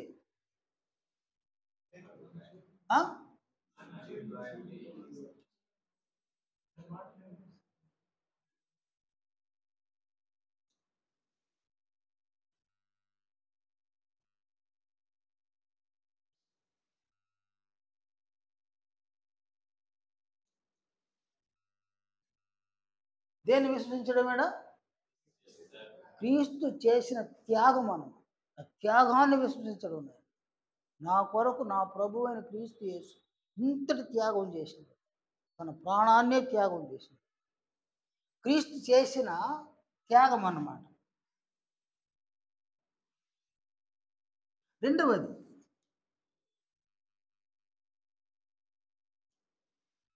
క్రీస్తు జీవితం.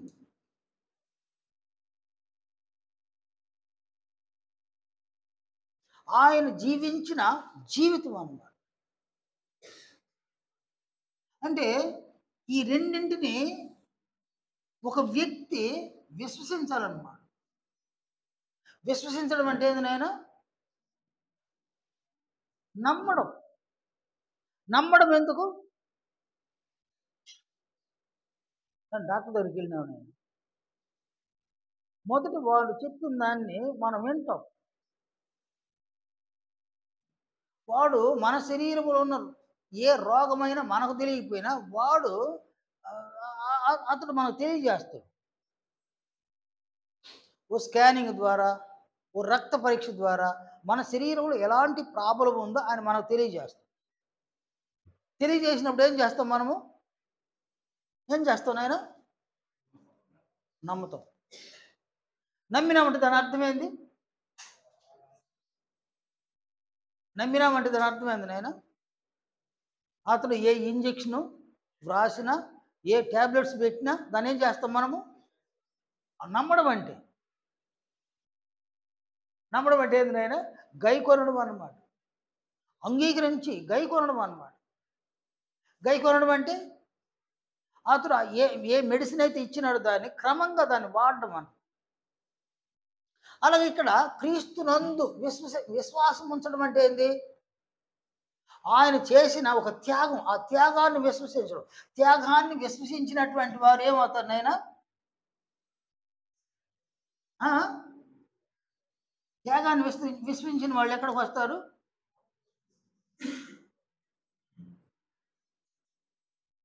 త్యాగాన్ని విశ్వసిస్తే ఆ విశ్వాసము బాప్తిస్మం వరకు ఒక వ్యక్తిని నడిపిస్తుంది అన్నమాట. రెండవది, ఆయన జీవించిన జీవితాన్ని విశ్వసిస్తే ఏం జరుగుతుంది నాయన?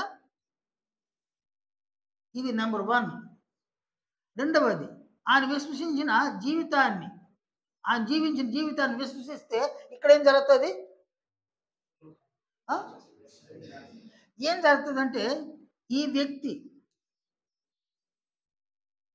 క్రీస్తుతో కలిసి జీవిస్తాడన్నమాట.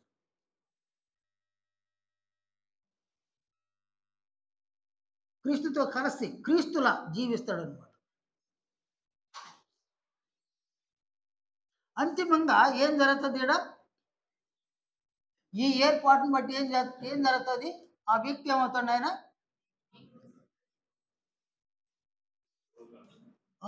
క్రీస్తు మహిమను పొందుతాడు.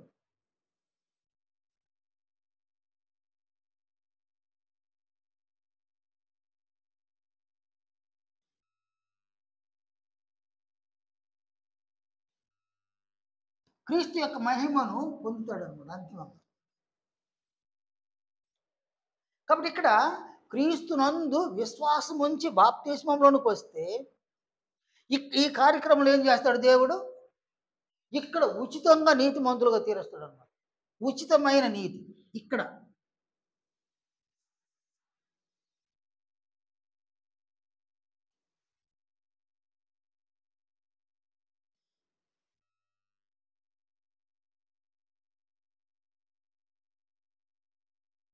ఈ నీతిని దయచేస్తాడు అన్నమాట.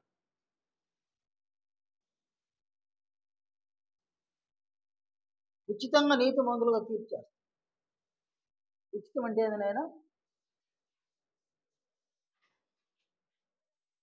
ఉచితం అంటే ఏందా?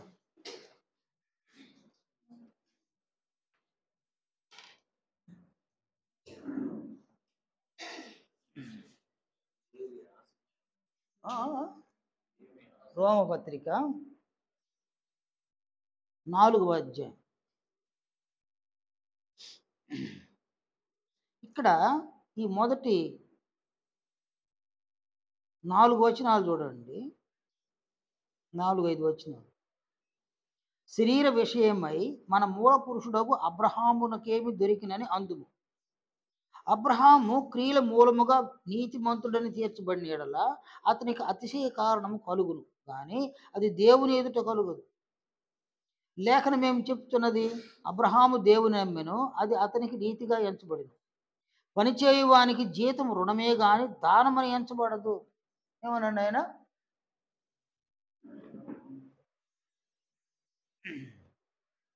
అబ్రహాము దేవుని ఏం చేసినాడు? నమ్మెను, అది అతనికి నీతిగా ఎంచబడిన అన్నాడు కదా. అబ్రహాము క్రియల మూలముగా నీతిమంతుడని తీర్చబడిన యెడల అతనికి ఏం కలుగుతుంది? అతిశయం. చూడండి ఆయన, మీరు ఒకరోజు పనికి వెళ్ళినారు. సాయంత్రంగా కూలి చేతికి తీసుకున్నారు కదా నాయన. అప్పుడు ఏం కలుగుతుంది? కూలి చేతికి వస్తే ఏం కలుగుతుంది నాయన? అతిశయం అన్నమాట. ఊరికే రాలా, నేను కష్టపడి సంపాదించుకున్నా, అతిశయం వస్తుంది రాదు నాయన. అతిశయం అన్నమాట. పనే లేదు. ఎవరు దయదలిచి 500 ఇచ్చినారు. ఇక్కడేముంటుంది? అతిశయం ఉంటుందా? అక్కడ అతిశయం లేదు. ఒకడు సంపాదించుకుంటే అతిశయము, సంపాదించుకోక పొందితే అతిశయం ఉండదు అన్నమాట. ఇప్పుడు అబ్రహాము క్రియల మూలంగా నీతిమంతులుగా తీర్చబడ్డా? క్రియలు లేకుండా నీతిమంతులుగా తీర్చబడ్డా? ఏం క్రియలు చేసినాడు? అలానే క్రియలు చేసినాడు. దేవునికి ఇష్టమైన క్రియలు చెప్పండి చూద్దాం. అబ్రహాం దేవునికి ఇష్టమైన క్రియలు ఏం చేసినాడు? ఆయన అది నమ్మినాడు, నిజమే. ఆయన నమ్మినాడు, నిజమే ఆ మాట. కానీ దేవుని కోసం ఏం క్రియలు చేసినాడు అబ్రహాం? అది ఎప్పుడు జరిగింది? కొడుకు ఏ వయసులో పుట్టినాడు? పిలువబడింది ఎప్పుడు? 75 సంవత్సరాలు. 25 సంవత్సరాలు ఏం చేసినాడు దేవుడి కోసం?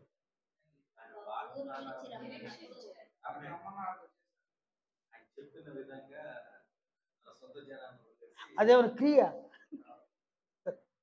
అదేమన్నా క్రియ? ఒక ఊరు నుంచి ఇంకొక ఊరికి రావడం అనేది క్రియ. నేనేమంటానంటే అక్కడ చెప్పిన మాట చూడండి. పౌలు చెప్తాడు అబ్రహాముని గురించి. 2వ వచనంలో అబ్రహాము క్రియల మూలముగా నీతిమంతుడని తీర్చబడిన యెడల అతనికి అతిశయ కారణం కలుగును. ఒకవేళ అబ్రహాము దేవుని క్రియలు చేసి ఉంటే ఆయనకేం కలిగి ఉంటుంది? అతిశయం. కానీ అతిశయం వస్తే విశ్వాసం ఏమవుతుంది? అది వ్యర్థం అవుతుంది. అప్పుడు ఏం క్రియలు చేసినాడా? పౌలే చెప్తున్నాడు. ఏమి ఈ పౌలు దృష్టిలో ఏం కనబడదు. కానీ ఏం చేసినాడు ఆయన? నమ్మినాడు. దేన్ని నమ్మినాడు? వాగ్దానం ఏంది? అది వాగ్దానం మనకి ఇంపార్టెంట్. ఆడ వాగ్దానం ఏంది? భూలోక వంశములన్నీ నీ యందు ఆశీర్వదింపబడదు. నీ యందు అన్నప్పుడు నీ సంతానమునందు. ఆ సంతానం ఎవరు? క్రీస్తు. వాగ్దానము ఆ ఒక్క వాగ్దానం అది దాన్ని నమ్మినాడు. దేన్ని నమ్మినాడు? వాగ్దానములు నమ్మినాడే కానీ వాగ్దాన సంబంధంగా క్రియ ఏమైనా చేసినాడంటే ఏమి లేదు. ఏనైనా అర్థమవుతుందా? ఇప్పుడు దేవుని యందు నమ్మకం కలిగినాడు. అది అతనికి ఏమైంది? నీతి అని ఎంచబడినాడు. దేవుని నమ్మినాడు కాబట్టి ఇప్పుడు ప్రయాణం. తన తండ్రి ఇల్లు కదా, తండ్రి ఇంటి నుంచి, తన దేశం నుంచి, తన ఊరు నుంచి బయలుదేరి ఆయన చూపించిన దేశానికి వచ్చినాడు. ఇది ఒక ప్రయాణం అన్నమాట. ఎంతోమంది వలస పోతున్నారు, అట్టు వచ్చేసినాడు అనమాట. ఆయన వలస పోయినట్టు వచ్చినాడు అనమాట. కానీ అక్కడ దేవుని క్రియలు ఏమన్నా చెప్పిన దేవుని ఇది చెయ్యి అది చెయ్యి అని ఆజ్ఞాపించినాడా? పిలిచినాడే కానీ ఇది చేయాలి అది చేయాలని ఆజ్ఞాపించినాడా? ఒక మాట చెప్పినాడు, నీవు నీ భార్య మాట విని హాగరును దరిమి అన్నాడు. అది దేవుని మాట. ఏనైనా నీవు నీ భార్యని మాట విను హాగరును తరిమేయి అన్నాడు. ఇక్కడ దేవుని మాట. దాన్ని ఏం చేసినాడు ఆయన? అది ఎప్పుడు చేసినాడు? ఆ పనిని, ఆ క్రియను ఎప్పుడు చేసినాడు? ఇస్సాకు పుట్టిన తర్వాత అడ్డుపడ్డాడు కదా. ఇస్సాకుని హాగరు దూషించడము, ద్వేషించడము ఈ కాదు. ఇస్సాకు పుట్టిన తర్వాతనే వాడు నేనే యజమానురాలిని అని గర్వించడము ఇవన్నీ చూసినాడు దేవుడు. ఇప్పుడు నీ భార్య మాట విని హాగరును తరిమి అన్నాడు. ఆ ఒక పని చేసినాడు. నెక్స్ట్ ఏం చేసినాడు? నీ కుమారుని బలిగా అర్పించు అన్నాడు. ఆ పని చేసినాడు. అంతకుముందు ఎన్ని పనులు చేసినాడు? అంతకుముందు ఎన్ని పనులు చేసినాడు? దేవుని పనులు. దేవుడు ఎన్ని పనులు చెప్పినాడు? ఎన్ని పనులు చేసినాడు ఆయన కదనైనా. కాబట్టి అక్కడ క్రియలు లేకనే ఏమైనాడు ఆయన? నీతి మంతులుగా తీర్చు. అందువలన అబ్రహాంకి ఏమి లేదు? అతిశయం లేదు. ఏనైనా అంటే స్పష్టంగా చెప్తాడు పౌలు 2వ వచనంలో, అబ్రహాము క్రియల మూలముగా నీతిమంతుడని తీర్చబడిన యెడల అతనికి అతిశయ కారణం కలుగు. నేను పలానా క్రియ చేసిన పలాంది పొందిన దేవుడా నాకేం చేసినాడు దేవుడా? ఇట్లా అతిశయం వచ్చేస్తాడు. మనిషి అతిశయపరుడు అనమాట. ఇక్కడ ఒకడు చాలా సంవత్సరాల క్రితం ఒకడు ప్రార్థన చేసినాడు. నేను ప్రార్థన ఏంటంటే భోజనం దగ్గర కూర్చున్నాడు. దేవుడా ఈ చేపలు నువ్వు నాకు ఇవ్వలేదు అది ప్రార్థన అనమాట. ఈ భోజనం సైతము నువ్వు నాకు ఇవ్వలేదు, నేను కష్టపడి నేను సంపాదించుకున్నాను దేవుడా, నేను దీన్ని తింటా ఉన్నాను, నన్ను ఆశీర్వదించు. ఆమేన్. వాడు భోజనం చేశాడు. ఏంది అది? ఆ ప్రార్థనలో ఏముంది? అతిశయం ఉంది. అంటే ఒకడు సంపాదించుకుంటే దాంట్లో అతిశయం ఉంది. ఒకడు ఫ్రీగా పొందితే అందులో అతిశయంలా. వీధులు ఇండ్ల కాడికి భిక్షగాళ్ళు వస్తుంటారు నాయన. వాడికి మనం ₹1 ₹2 ఇస్తామనుకో, వాడు అతిశయించేదానికి ఏమైనా ఉండదా? నేను కష్టపడి సంపాదించుకున్నాను అనడానికి ఏమి లేదు. తీసుకుంటాడు, ఒక దండం పెట్టేసి పోతూ ఉంటాడు. కానీ ఒక వ్యక్తి వారమంతా పని చేసి కూలి చేతికి తీసుకుంటే వానికి అతిశయం వస్తుంది. పని చేసేవానికి అతిశయము నిజంగా కూడా. పని చేయని వానికి అతిశయం ఉండదన్న. కాబట్టి ఇక్కడ ఒక వ్యక్తి బాప్తిస్మంలోనికి రావడానికి ఏం చేయాలి నాయన? క్రీస్తు చేసిన త్యాగాన్ని విశ్వసించి వాడు రావాలి. అక్కడ ఏదైనా క్రియలు ఉన్నాయా? క్రియలు ఏమి లేవు. వింటాడు, వినేది క్రియ కాదనమాట. మీరు వింటా ఉండరు, క్రియ కాదు. కానీ వినిపించడం అనేది ఒక క్రియ అనమాట. మీరు కూడా ఇలా వినిపించే క్రియలు చేయాలని నేను ఆశిస్తాడు అనమాట. కాబట్టి ఇక్కడ వినడం అనేది క్రియ కాదు. కాబట్టి సువార్తను విన్నారు, క్రీస్తు చేసిన త్యాగాన్ని విశ్వసించి బాప్తిస్మంలోనికి వచ్చినారు. ఇక్కడ ఏ పని లేదు, క్రియ లేదనమాట. క్రియలు లేకుండా దేవుడు బాప్తిస్మంలో ఏం చేస్తున్నాడు? ఉచితముగా నీతిమంతులుగా తీర్చాడు. అంటే ఇక్కడ నీవు ఏ క్రియలు చెయ్యకనే దేవునితో సరైన సంబంధాన్ని నువ్వు కలిగి ఉంటావు. ఎక్కడనైనా బాప్తిస్మం పొందినప్పుడు. ఈ ఏర్పాటు చేసింది ఎవరు? దేవుడు చేసినాడు ఏర్పాటు. అందువల్ల తాను నీతిమంతుడు, దేవుడు నీతిమంతుడు. ఆయన యేసునందు విశ్వాసం ఉంచి వారిని నీతిమంతులుగా తీర్చబట్టు చేసిన ఏర్పాటు అన్నమాట. ఈ ఏర్పాటు ప్రభువు చేసిన త్యాగాన్ని, ప్రభువు చేసిన ఈ త్యాగాన్ని విశ్వసించి ఎవరైనా బాప్తిస్మంలోనికి రావడం. ఆ తర్వాత బాప్తిస్మంలోనికి వచ్చిన వ్యక్తిని ఆయన ఉచితంగా నీతిమంతులుగా తీరిస్తే, వారిని సంఘంతో చేరిస్తే, సంఘంలో క్రీస్తుతో కలిసి క్రీస్తు కొరకు, క్రీస్తు లాగా, క్రీస్తు పక్షమున క్రీస్తు జీవించిన జీవితాన్ని అనుసరించి జీవించడం వలన క్రీస్తు యొక్క మహిమను పొందుతారన్నమాట. మళ్ళీ సంఘంలో నీతిమంతులుగా తీర్చబడి, అంటే బాప్తిస్మంలో నీతిమంతులుగా తీస్తాడు ఉచితంగా.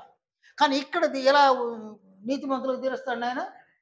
ఇక్కడ ఏ క్రియలు లేకనే నీతిమంతులకు తీర్చే దేవుడు ఇక్కడ ఏ క్రియలు క్రియలను బట్టి నీతిమంతులకు తీరుస్తున్నాడు.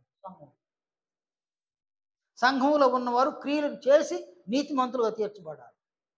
అంటే దాని అర్థమైందంటే క్రీస్తు జీవించిన జీవితాన్ని తప్పకుండా సంఘములో ఒక వ్యక్తి క్రీస్తుతో కలిసి క్రీస్తు పక్షముగా, క్రీస్తు లాగా ఆయన ఉంచిన మాదిరికరమైన జీవితాన్ని ఆయనతో కలిసి జీవించడం. ఇవి ఇక్కడ క్రియలు అన్నమాట. ఈ క్రియలను చేసి క్రీస్తు యొక్క మహిమను పొందడం. ఈ మహిమ ఊరికి రాదు. నేను ఇక్కడ ఎంతో శ్రమపడి ధనమును, సమయాన్ని, బలమును ఇక్కడ ఖర్చు పెట్టి క్రీస్తుకు వలె జీవించి, క్రీస్తు చూపించిన ప్రేమను చూపించి, క్రీస్తు చూపించిన ఓర్పును అగుపరిచి, క్రీస్తు చూపించినటువంటి దీర్ఘశాంతాన్ని, క్రీస్తు చూపించిన సహనాన్ని, క్రీస్తు అగుపరిచిన క్షమను, క్రీస్తు అగుపరిచిన ఆదరణను, అనేక శ్రేష్టమైన గుణలక్షణ స్వభావాలను క్రియల రూపంగా ప్రభుతో కలిసి జీవించి క్రియలు చేసే సంఘంలో ప్రభు యొక్క మహిమను పొందడం. ఇక్కడ క్రియలు, ఇక్కడ ఏ క్రియ లేదు, క్రియలు లేదన్నమాట. కానీ సంఘంలో ఖచ్చితంగా క్రియలు చేయాలి.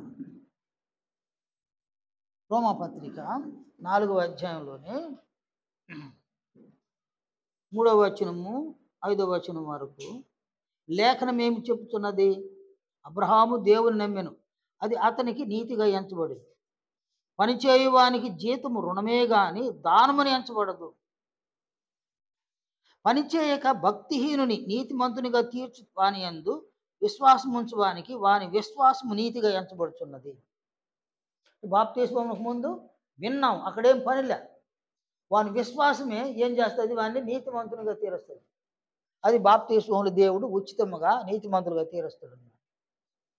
7వ వచనంలో 6వ వచనంలో ఆ ప్రకారమే క్రియలు లేకుండా దేవుడు ఎవరిని నీతిమంతులుగా ఎంచునో ఆ మనుషుడు ధన్యుడని దావీదు కూడా చెప్తా ఉన్నాడు.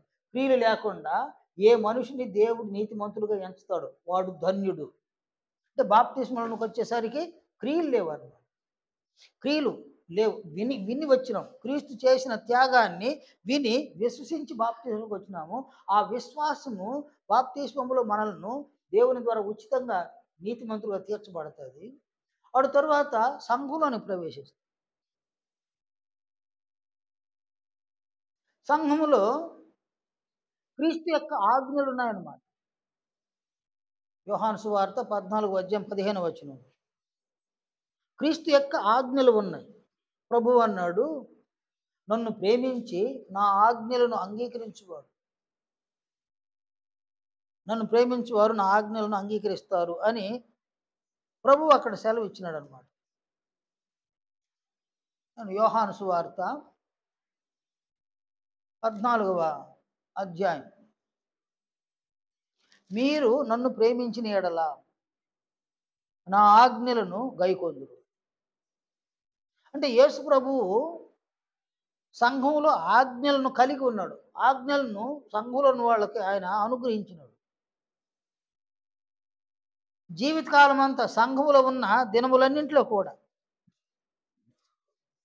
ప్రభువు యొక్క ఆజ్ఞలను అనుసరించాలి. ఆజ్ఞలు అంటే ఏమినైనా, ఆజ్ఞలు అనగా క్రీస్తు ఆజ్ఞలు అనగా అది క్రీస్తు యొక్క స్వభావాలు, క్రీస్తు యొక్క గుణాలు, క్రీస్తు యొక్క లక్షణాలు. క్రీస్తు స్వభావాలు, గుణాలు, లక్షణాలతో కూడినటువంటి క్రీస్తు యొక్క ఆజ్ఞలను ఎవరైతే సంఘములో అనుసరించి జీవిస్తారో వారు క్రీస్తు యొక్క గుణలక్షణ స్వభావాలను కలిగి ఉంటారు. అంటే క్రీస్తు యొక్క మహిమను వారు పొందుతారన్నమాట. ఇవి క్రియలతో కూడినటువంటివి. కాబట్టి సంఘములో క్రియలు ఉన్నాయన్నమాట. యాకోబు రాసిన పత్రికలో మనం ఈ సంగతులను చూడవచ్చు అన్నమాట. యాకోబు తన పత్రికలో ఇలా అన్నాడు, 2వ అధ్యాయం 18వ వచనంలో, ఒకడు నీకు విశ్వాసమున్నది, నాకు క్రియలున్నవి, క్రియలు లేకుండా నీ విశ్వాసము నాకు కనపరచుము, నేను నా క్రియల చేత నా విశ్వాసము నీకు కనపరుతునని చెప్పును. ఏమంటాడు ఆయన? సంఘంలో ఒక వ్యక్తి ఒక సవాల్ విసరుతా ఉన్నాడు అన్నమాట. ఏమని? క్రియలు లేకుండా నీ విశ్వాసాన్ని నాకు చూపించు, నేనైతే నా క్రియల ద్వారా నేను నా విశ్వాసాన్ని నీకు చూపిస్తాను. అంటే సంఘంలో ఏముండాలంటే ఈయన విశ్వాసం అంటే సంఘంలో క్రియలతో కూడినది అన్నమాట. సరే, నెక్స్ట్ ఏమంటాడు 19వ వచనంలో, దేవుడొక్కడే అని నీవు నమ్ముచున్నావు. ఎవరు? బాప్తిస్మములో ఉచితంగా నీతిమంతులుగా తీర్చబడిన వారు దేవుడు ఒక్కడని నీవు నమ్ముతున్నావు, మంచిదే. ఏమంటాడు ఈయన? మంచిదే, అలాగూ నమ్ముట మంచిదే. దయ్యములను నమ్మి వణుకుచున్నవి. దయ్యాలు కూడా దేవుడు ఒక్కడే అని నమ్మి ఏం చేస్తున్నాయి? అవి వణకుతూ ఉండవు. వాటికి సంఘంలో ఉన్న వారికి మధ్యన అసలు ఏం వ్యత్యాసం అంటాడు ఆయన. వ్యత్యాసం ఏంది? దేవుడు ఒక్కడని దయ్యాలు వణికి నమ్ముతున్నాయి కానీ అవి క్రియలు చేయలేవు. ఏవి? దయ్యాలు క్రియలు చేయలేవు. ఎందువలన? వాటికి శరీరం లేదన్నమాట. కానీ సంఘంలో ఉన్న వ్యక్తి ఏం చేయాలి? నువ్వు దేవుడు ఉన్నావని నమ్మితే ఏం చేయాలి? నమ్మితే అంటే దాని అర్థం ఏంది నాయన? విశ్వాసం. నమ్మకం అంటే విశ్వాసం. అదే హెబ్రీ 11వ అధ్యాయం 6వ వచనం, విశ్వాసం లేకుండా దేవునికి ఇష్టలై ఉంటే అసాధ్యం అని అంటాడు అనమాట. అక్కడ విశ్వాసం అంటే ఏంది నాయన? క్రియలు అన్నమాట. కనుక సంఘంలోనికి వచ్చిన తర్వాత విశ్వాసమును క్రియల రూపంగా మనం తెలియజేసుకోవాలి. మన విశ్వాసాలు నేను క్రియలే చేయను అని అనుకుంటే సంఘంలో విశ్వాసం లేదని అర్థం. విశ్వాసం లేని దగ్గర ఏముంటుంది? అవిశ్వాసం ఉంటుంది అనమాట. విశ్వాసం లేని చోట అవిశ్వాసం ఉంటుంది. కనుక బాప్తిస్మమునకు ముందు ఏ క్రియలు లేకనే దేవుడు బాప్తిస్మములు ఉచితంగా నీతిమంతులుగా తీరుస్తాడు. కానీ బాప్తిస్మం పొందిన తర్వాత సంఘములోని ప్రవేశించిన వ్యక్తి విశ్వాసం ఉంచడం అంటే క్రీస్తు జీవించిన జీవితం పట్ల విశ్వాసం. అనగా ఆయన ఏం మాట్లాడినాడో ఆ మాటలను విశ్వసించి అలాగే మాట్లాడు. ఆయన ఏ క్రియలు చేసినాడో ఆ క్రియలను విశ్వసించి అలాగే చేయడు. ఆయన నడత ఎలా నడుచుకున్నాడో ఆయన నడతను విశ్వసించి అలాగే నడుచుకోడు. అంటే క్రియలతో కూడినటువంటి విశ్వాసాన్ని సంఘంలో అగుపరచాలి. ఇక్కడ బాప్తిస్మములేమో ఉచితంగా నీతిమంతులుగా తీరుస్తాడు దేవుడు. సంఘములో ఉచితంగా ఎవరిని నీతిమంతులుగా తీర్చడు ఆయన. దేన్ని బట్టి నీతిమంతులుగా తీరుస్తాడు? క్రియలను బట్టి నీతిమంతులుగా తీరుస్తాడు సంఘం. అది ఎప్పుడు జరుగుతుంది? అది తీర్పు దినమున జరిగేదన్నమాట. కనుక అక్కడి తీర్పు దినానికి వెళ్ళేసరికి మనం ఏం చేయాలి నాయన? క్రియలతో కూడిన విశ్వాసాన్ని కలిగి క్రీస్తు యొక్క మహిమను పొంది తీర్పును ఎదుర్కోవాల్సిన ఆవశ్యకత ఉందన్నమాట. క్రియలతో కూడిన విశ్వాసం మన దగ్గర లేకపోతే తీర్పు మనకు ప్రతికూలమైపోద్ది అన్నమాట. తీర్పు మనకు ప్రతికూలమైతే అటు తరువాత మనము నీతిమంతులం కాము, మనం దుర్నీతి పరులం. ఎందుకంటే పరలోకం వెళ్ళే వాళ్ళు దేవునితో సరైన సంబంధం కలిగి ఉన్నారు, వారు నీతిమంతులు. పరలోకం వెళ్ళనటువంటి వారు, నరకానికి వెళ్ళిన వారు, వాళ్ళు దేవుని సంబంధాన్ని శాశ్వతంగా కోల్పోయినారు. వారెవరు అంటే వారు దుర్నీతి పరులు. అందువలన బాప్తిస్మము అనేటువంటి కార్యక్రమంలో దేవుడు బాప్తిస్మంలోనికి ప్రవేశించినటువంటి వ్యక్తిని ఉచితంగా నీతిమంతుడుగా తీరుస్తాడు అన్నమాట. అంటే ఉచితంగా సరైన సంబంధాన్ని ఆయన కలిగించుకోడు. అందువల్ల ఆయన చేసిన ఏర్పాటు ఏంటంటే, ఆయన ఏర్పాటు నంబర్ 1 తన కుమారుని యొక్క త్యాగాన్ని విశ్వసించడం. నంబర్ 2 తన కుమారుడు జీవించిన జీవితాన్నే విశ్వసించడం. ఇది ఎప్పుడు తీసుకోవాలి ఈ నిర్ణయాన్ని? బాప్తిస్మంలోనికి రాకముందే ఈ నిర్ణయం. మనం ఇదివరకు అనుకున్నాం క్రీస్తు రక్తం నందు విశ్వాసం, నిజమే. ఇంకోటి ఏమనుకున్నాను ఆయన? క్రీస్తు రక్తం నందు విశ్వాసం ఒకటి, క్రీస్తు నందు విశ్వాసం ఒకటి అనుకున్నాం. కానీ ఈరోజు ఏమనుకుంటున్నాం మనము? ఆయన చేసిన త్యాగం, దాన్ని నా విశ్వసించడం, ఆయన జీవితాన్ని ఎప్పుడు విశ్వసించడం? ఆయన జీవితాన్ని బాప్తిస్మమునకు ముందే విశ్వసించడం. నేను బాప్తిస్మంలోనికి వచ్చేసరికి ప్రభువు యొక్క జీవితాన్ని విశ్వసిస్తాను. ఎందుకంటే ఆయన జీవితాన్ని నా జీవితాన్ని కంపేర్ చేసుకుంటే నా జీవితం ఎలా ఉంది, ఆయన జీవితం ఎలా ఉంది నాయన? ప్రభువు యొక్క జీవితం ఎలా ఉంది? దేవునికి అనుకూలమైన జీవితం. నా జీవితం ఎలా ఉంది? దేవునికి ప్రతికూలమైన జీవితం. అంటే ప్రభువు అయిన క్రీస్తు యేసు దేవుని యొక్క అభిప్రాయాలతో ఏకీభవించినాడు, ఆ నీతిమంతుడుగా తీర్చబడ్డాడు. నేనైతే దేవుని యొక్క అభిప్రాయాలను ఏం చేసినాను? నేను విస్మరించేసినాను. అందువల్ల నేనెవరిని? నేను ఆయన నీతిమంతుడైతే నేనెవరిని? నేను దుర్నీతిపరుడు. ఆ నీతిమంతుడుగా కావడానికి కారణము ఏంది నాయన? దేవునికి అనుకూలంగా ఆయన జీవించడమే కదా. అందువల్ల నేను నీతిమంతుడుగా, ఉచితంగా బాప్తిస్మంలో నీతిమంతుడుగా తీరుస్తాడు దేవుడు. బాప్తిస్మం పొంది సంఘంలోని ప్రవేశించిన తర్వాత నేను దేవునితో సరైన సంబంధం కలిగి ఉండడానికి నేనేం చేయాలి? క్రీస్తుకు వలె ఆయన అభిప్రాయాలతో, దేవుని యొక్క అభిప్రాయాలతో ఏకీభవించి నేను జీవిస్తాను. అందుకొరకు క్రీస్తునందు విశ్వసిస్తా, ఆయన జీవితాన్ని విశ్వసిస్తా, ఆయన నాకు బోధించిన సంగతులు, ఆయన బోధలో ఉన్న ఆజ్ఞలు, ముఖ్యంగా ఆయన ఆజ్ఞలను నేను గౌరవిస్తా, నేను నమ్ముతా. ఆ ఆజ్ఞలను అనుసరించి ఏం చేస్తాను? నేను క్రియలు చేస్తా. క్రియల వలన నేను ఎలా తీర్చబడతాను? నేను నీతిమంతుడుగా తీర్చబడతాను. ఇది ఎప్పుడు నిర్ణయించుకోవాలి దీన్ని? బాప్తిస్మమునకు ముందు. నేను ఈ సంగతులు గుర్తుపెట్టుకోండి. ఇవన్నీ రైట్ అయితేనే ఎప్పుడైనా మీకు బాప్తిస్మం పొందాలని అనిపిస్తే ఇవన్నీ మీరు కరెక్ట్ చేసుకుంటేనే నా దగ్గరికి రండి. లేదంటే ఒక దండం అన్నమాట, ఒక దండం. ఏనైనా ఎన్ని తప్పులు చేసేది నేను. ఇప్పటికీ నేను ఇచ్చిన బాప్తిస్మం చాలా ఫెయిల్యూర్ అయిపోయింది. ఆ విషయంలో చాలా బాధపడుతుంటాను. ఏంటంటే ఒక బిడ్డ పుట్టి చచ్చిపోతే ఎవరికి బాధనైనా? తల్లిదండ్రులకు బాధనైనా. ఇంకొక బిడ్డ పుట్టి చచ్చిపోతే, ఒక 2 బిడ్డలు పుట్టి చచ్చిపోతే నా తల్లిదండ్రులు చెప్పలేని బాధ.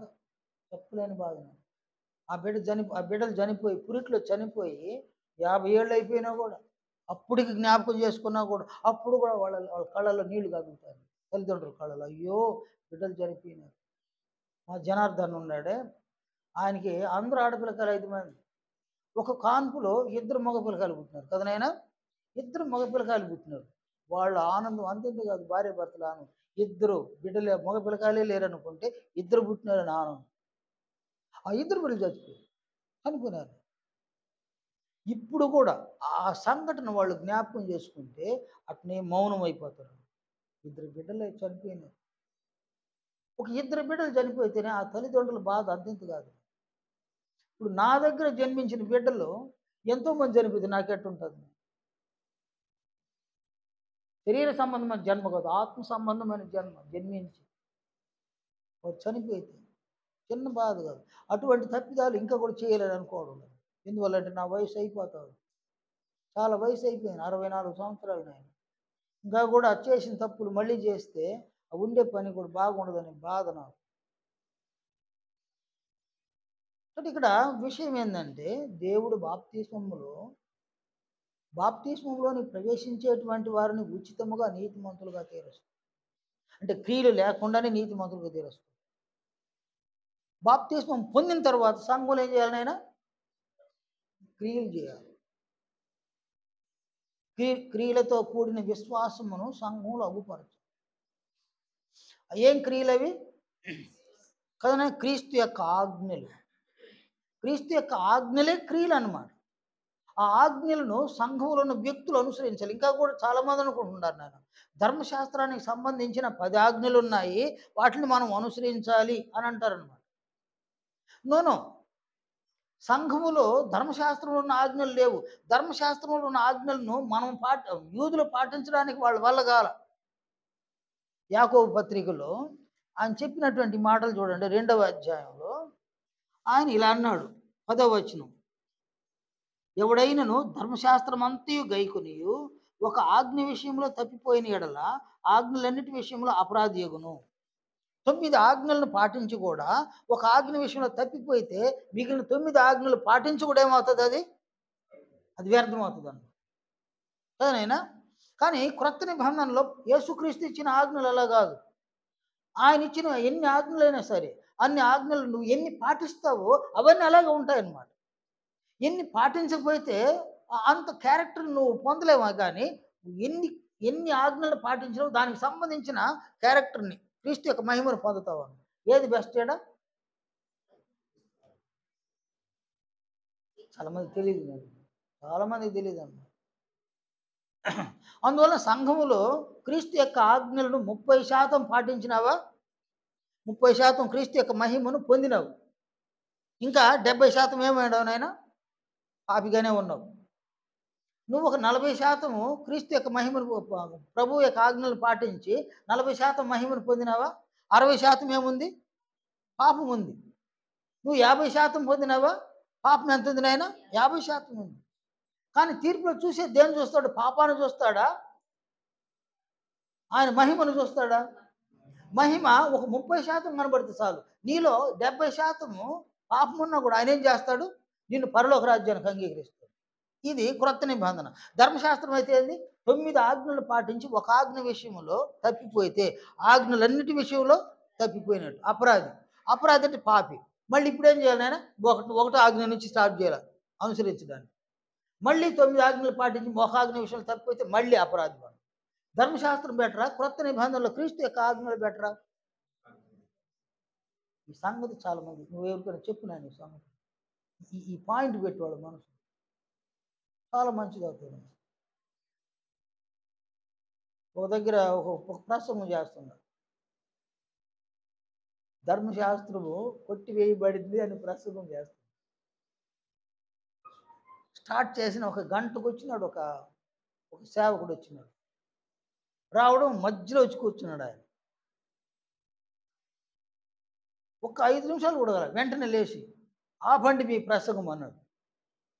నన్ను ప్రసంగం ఆపమన్నాడు. నేను సరే ఆపిన.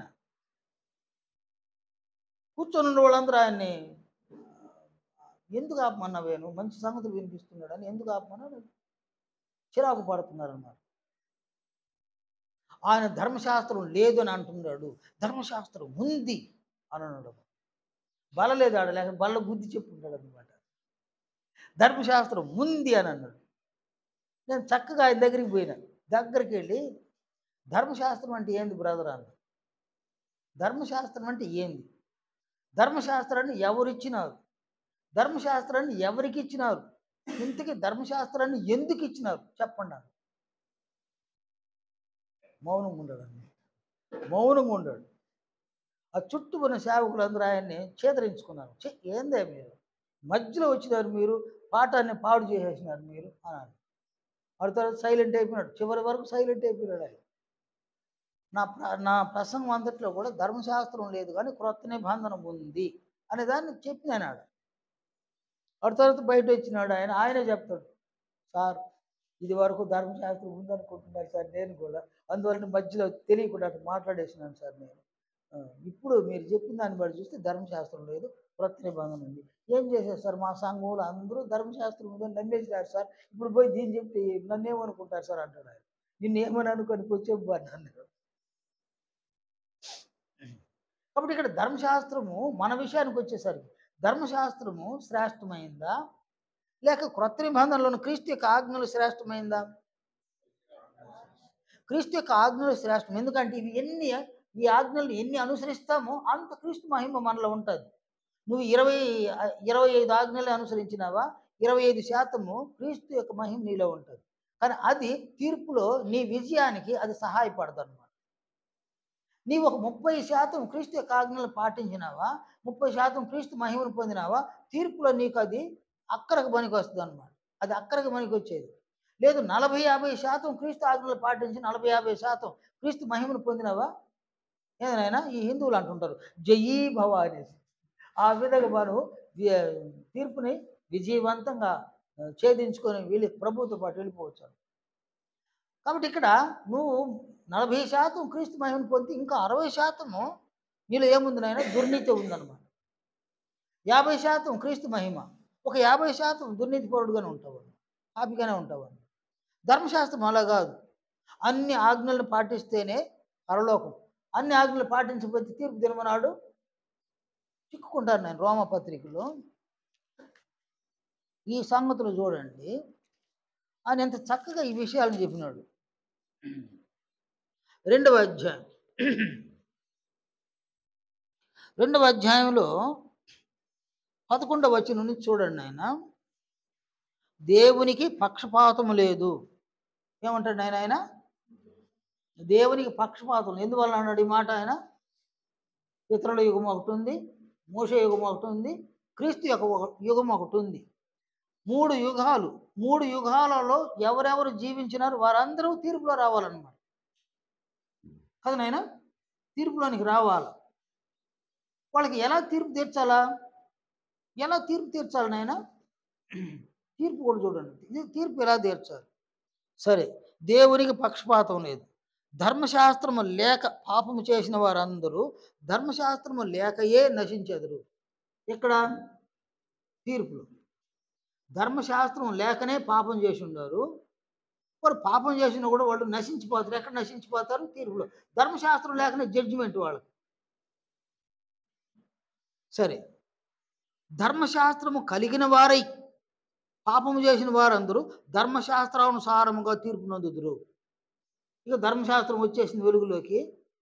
ఈ ధర్మశాస్త్రాన్ని బట్టి ఎన్ని ఆజ్ఞలు నువ్వు అనుసరించినావు, ఎన్ని ఆజ్ఞలను అతిక్రమించినావు.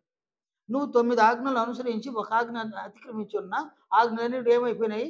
ఆజ్ఞలన్నింటి విషయంలో నువ్వు అపరాధివి. కాబట్టి నువ్వు పరలోకం లేదు నీకు. సరే, 13వ వచనంలో చెప్తాడు, ధర్మశాస్త్రము వినువారు దేవుని దృష్టికి నీతిమంతులు కారు గాని ధర్మశాస్త్రమును అనుసరించి ప్రవర్తించువారే నీతిమంతులుగా ఎంచబడుదురు. సరే, 14వ వచనం అన్ని జనుల గురించి చెప్తాడు. ధర్మశాస్త్రము లేని అన్ని జనులు ఎవరినైనా వీళ్ళ మనం అన్నమాట. ధర్మశాస్త్రము లేని అన్ని జనులు స్వాభావికముగా ధర్మశాస్త్ర సంబంధమైన క్రియలను చేసిన యెడల వారు ధర్మశాస్త్రము లేని వారైనను తమకు తామే ధర్మశాస్త్రమైనట్టు ఉన్నారు. అట్టి వారి మనస్సాక్షి కూడా సాక్ష్యం ఇచ్చుచుండగను. వారి తలంపులు ఒకదాని మీద ఒకటి తప్పు మోపుచు లేక తప్పు లేదని చెప్పుచుండగను ధర్మశాస్త్ర సారము తమ హృదయంలో ఎందుకు వ్రాయబడినట్టు చూపుచున్నారు. ఎవరినైనా వీళ్ళు? మనం సంఘంలో అన్ని జనులు. వాళ్ళు ధర్మశాస్త్రాన్ని రాతి పలకల మీద ఇచ్చినా కూడా దాన్ని అనుసరించినా ధర్మశాస్త్రాన్ని మనం ఏడబెట్టుకొని ఉన్నాము, హృదయంలో వ్రాయబడినట్టు చూపిస్తూ ఉన్నాము. దేని ద్వారా చూపిస్తున్నాము? క్రియల ద్వారా చూపిస్తున్నాం. కాబట్టి ధర్మశాస్త్రం తీర్పు అనేది ఎన్ని సెక్షన్లకు జరుగుతుంది? నేను 3 సెక్షన్లు. ధర్మశాస్త్రం లేని వారికి ధర్మశాస్త్రం లేని తీర్పు, ధర్మశాస్త్రం ఉన్నవారికి ధర్మశాస్త్రానుసారంగా తీర్పు, క్రొత్త నిబంధనలు ఉన్నవారికి క్రొత్త నిబంధనలు క్రీస్తు యొక్క ఆజ్ఞలను బట్టి తీర్పు. కాబట్టి ఇక్కడ చివరిగా సంఘానికి తీర్పు జరుగుతుంది. ఇక్కడ నీకు 100 ఆజ్ఞలు ఇచ్చినాడు యేసు ప్రభు, 30 ఆజ్ఞలుగా అనుసరించుంటే పరలోకం వెళతావు. 30% క్రీస్తు మహిమ. అందువలన సంఘములో క్రియల ద్వారా మనం నీతిమంతులముగా తీర్చబడాలి. క్రియలు లేని విశ్వాసము కేవలము వ్యర్థం అంటాడు. అందువలన దయ్యములు ఏం చేస్తున్నాయనైనా? దేవుడు ఒక్కడని దయ్యములు నమ్మి ఏం చేస్తున్నాయి? వణుకుతూ ఉన్నాయి. యాకోబు 2వ అధ్యాయం 19వ వచనం 20వ వచనంలో వ్యర్థుడా అని అన్నాడు. క్రియలు లేని విశ్వాసము నిష్ఫలమైనదని తెలుసుకొనగోరుచున్నావా? క్రియలు లేని విశ్వాసం ఏమవుతుంది అంటాడు ఈయన? అది నిష్ఫలం. క్రియలు లేని విశ్వాసము నిష్ఫలమైనదని నీవు తెలుసుకొనగోరుచున్నావా? నేను ఇప్పుడు చూపిస్తాడు ఆయన అబ్రహాము చేసిన క్రియని ఇప్పుడు చెప్తాడు. చూడండి 21వ వచనం నుండి. మన పితరుడైన అబ్రహాము తన కుమారుడైన ఇస్సాకును బలిపీఠం మీద అర్పించినప్పుడు అతడు క్రియల వలన నీతిమంతుడని తీర్పు పొందలేదా? ఇక్కడ చెప్తాడు ఒక క్రియని. అది వరకు ఏం లేదు ఆయన దగ్గర, క్రియలు లేవని. ఇక్కడికి వస్తే ఒక క్రియ చెప్పు. ఇదేంది ఇది? ఇదేంది నన్ను? ఈ క్రియ దేనితో కూడింది? విశ్వాసం. దేనితో కూడింది? ఇది ఆజ్ఞతో కూడింది. నీ కుమారుడైన ఒకే ఒక కుమారుడైన ఇస్సాకును నాకు బలిగా అర్పించు. అర్పిస్తావా అర్పించు అని అడగలేదు దేవుడు. ఏమడగలేదు? నీ కొడుకుని నాకు బలిగా అర్పిస్తావా అర్పించువా చెప్పు అబ్రహామా, చెప్పయ్యా అని అడగలేదు. నీకు ఒకే ఒక కుమారుడైన ఇస్సాకును నాకు బలిగా అర్పించు. ఏంటది? ఆజ్ఞ. ఆ ఆజ్ఞను అబ్రహాం ఏం చేసినాడు? నమ్మేసినాడు. ఆయన ఏమని నమ్మినాడు? ఆయన ఆజ్ఞనే నమ్మినాడు. ఆయన ఏమని నమ్మినాడు? మృతులను సహితము సజీవులుగా లేపేవాడు ఆయన. లేని వాటిని ఉన్నట్టుగానే పిలిచేవాడు ఆయన. ఆయన నమ్మింది నాయన. ఒక కుమారుడిని ఇచ్చినాడు ఆయన, బలివ్వమన్నాడు. నేను నమ్ముతా ఉన్నాను. ఏమని నమ్ముతున్నాను నేను? విశ్వాసం అంటే ఏంది నాయనాడా? ఆజ్ఞత జారీ అయింది, కుమారుని తీసుకొని బలిచ్చేస్తాడు. నమ్మినాడు. నమ్మకం ఏందాడ? మృతులను సహితము సజీవుగా లేపేవాడు ఆయన. లేని వాటిని ఉన్నట్టుగానే పిలిచేవాడు ఆయన. అటువంటి ఆయన బలి అడిగితే నేను ఇవ్వకపోవడమా? తీసుకొని ఇచ్చేస్తాను. ఉపమాన రీతిగా తన కుమారుణ్ణి మళ్ళీ పొందినాడు. మళ్ళీ అబ్రహాము కుమారుడిగా పొందినాడే, ఆయన గర్భంలో పుట్టినోడు కాదు, ఉపమానంగా పొందినాడు అన్నమాట. ఉపమానంగా పొందినాడు అంటే ఆయన ఏమైనాడు? ఇస్సాకు ఏమైనాడు? బలైపోయినాడు. దేవుడు ఆయన ఇచ్చినాడు. ఇప్పుడు ఉపమానంగా ఆయన పొందినాడు. దీనంతటి కూడా అబ్రహాం ఏం చేసినాడు? విశ్వసించినాడు. విశ్వాసం వలన ఆ క్రియను చేయగలిగాడు. ఏ క్రియని? కుమారుని బలిగా అర్పించే క్రియను చేయగలిగాడు. మన దాకా వచ్చేసరికి మన కుమారుడిని కుమార్తెలను బలి ఇవ్వడు దేవుడు అడగడు. కానీ మనం సంఘంలో క్రీస్తు యొక్క ఆజ్ఞలను మనం అనుసరించేయచ్చు. ఆజ్ఞ అయితే ఒక ఆజ్ఞను చెప్పినాడు ఆయన. యోహాను 15వ అధ్యాయము 12వ వచనం.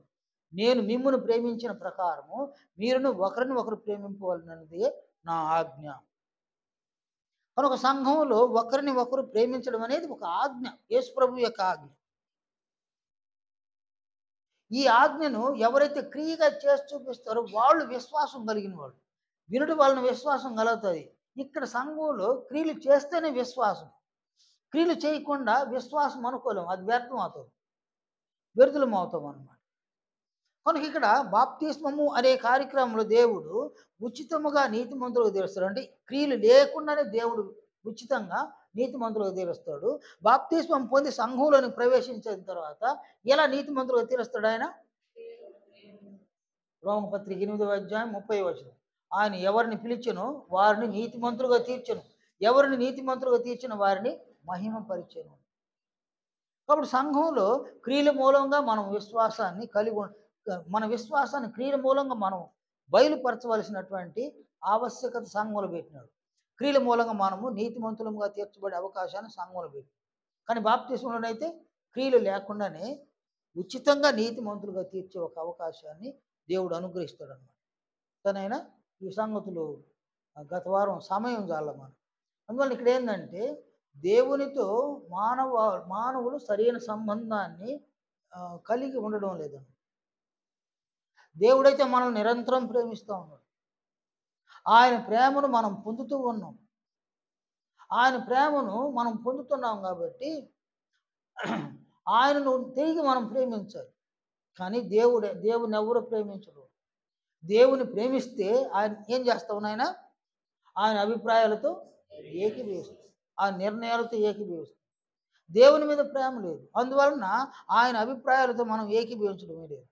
కనుక బాప్తిస్మములో ఉచితంగా నీతిమంతులుగా తీర్చబడిన తర్వాత అక్కడ మనం ఏం చేస్తాము?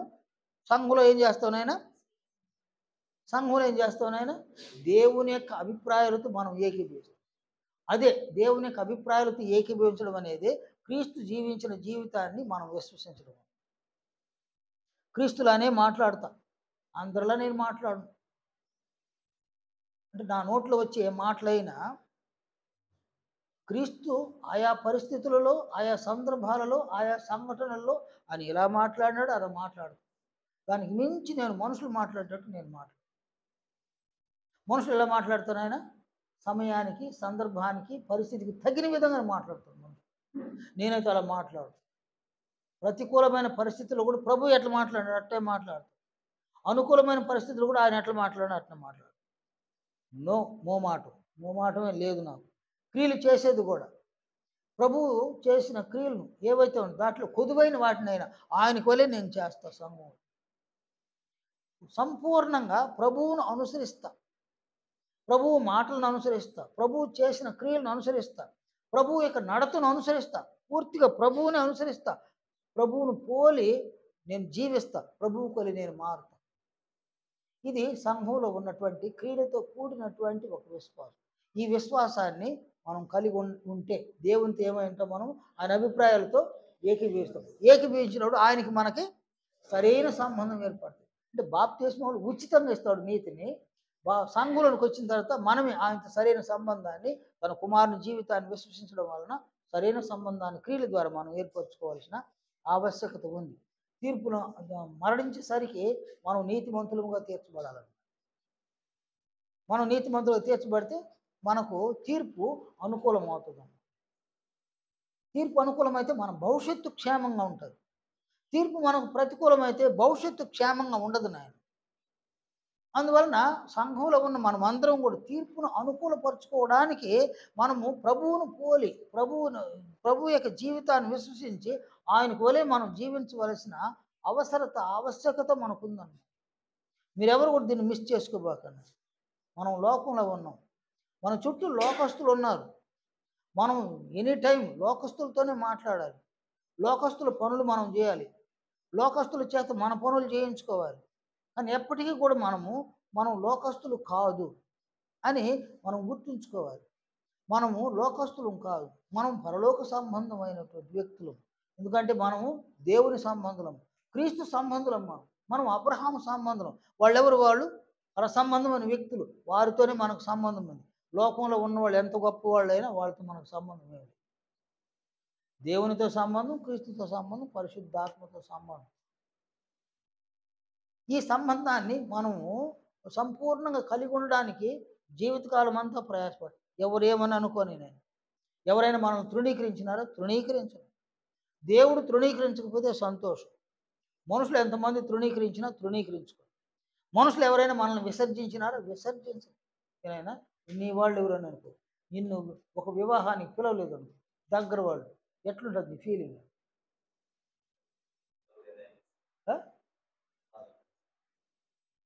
బాధ ఉంటుంది కదా సార్, చిన్న బాధ కాదు అది. ఒకరికి చెప్పు, 100 మందికైనా చెప్తాను, నన్ను పిలవలేదయ్యా, నన్ను పిలవలేదు. దేన్ని బట్టి చెప్పడం? బాధను బట్టి చెప్పడం. పిలిస్తే ఎంత, పిలవకపోతే. మనుషులు మనల్ని విసర్జించారు. మనుషులు మనల్ని విసర్జిస్తే మనం ఏమవుతానైనా మనకు తెలియకనే దేవునికి దగ్గర అవుతాం. మనుషులు విసర్జిస్తే వాళ్ళకి దేవునికి దగ్గర అవుతాం. మనుషులు చేర్చుకుంటే ఏమవుతాము? ఈయనకి దూరం లాజిక్ అది. అందువల్ల మనుషులు ఎంతమందిని విసర్జించుకొని బండి. నా దేవుడు నన్ను విసర్జించకపోతే అదే చాలు, నాకు 10,000.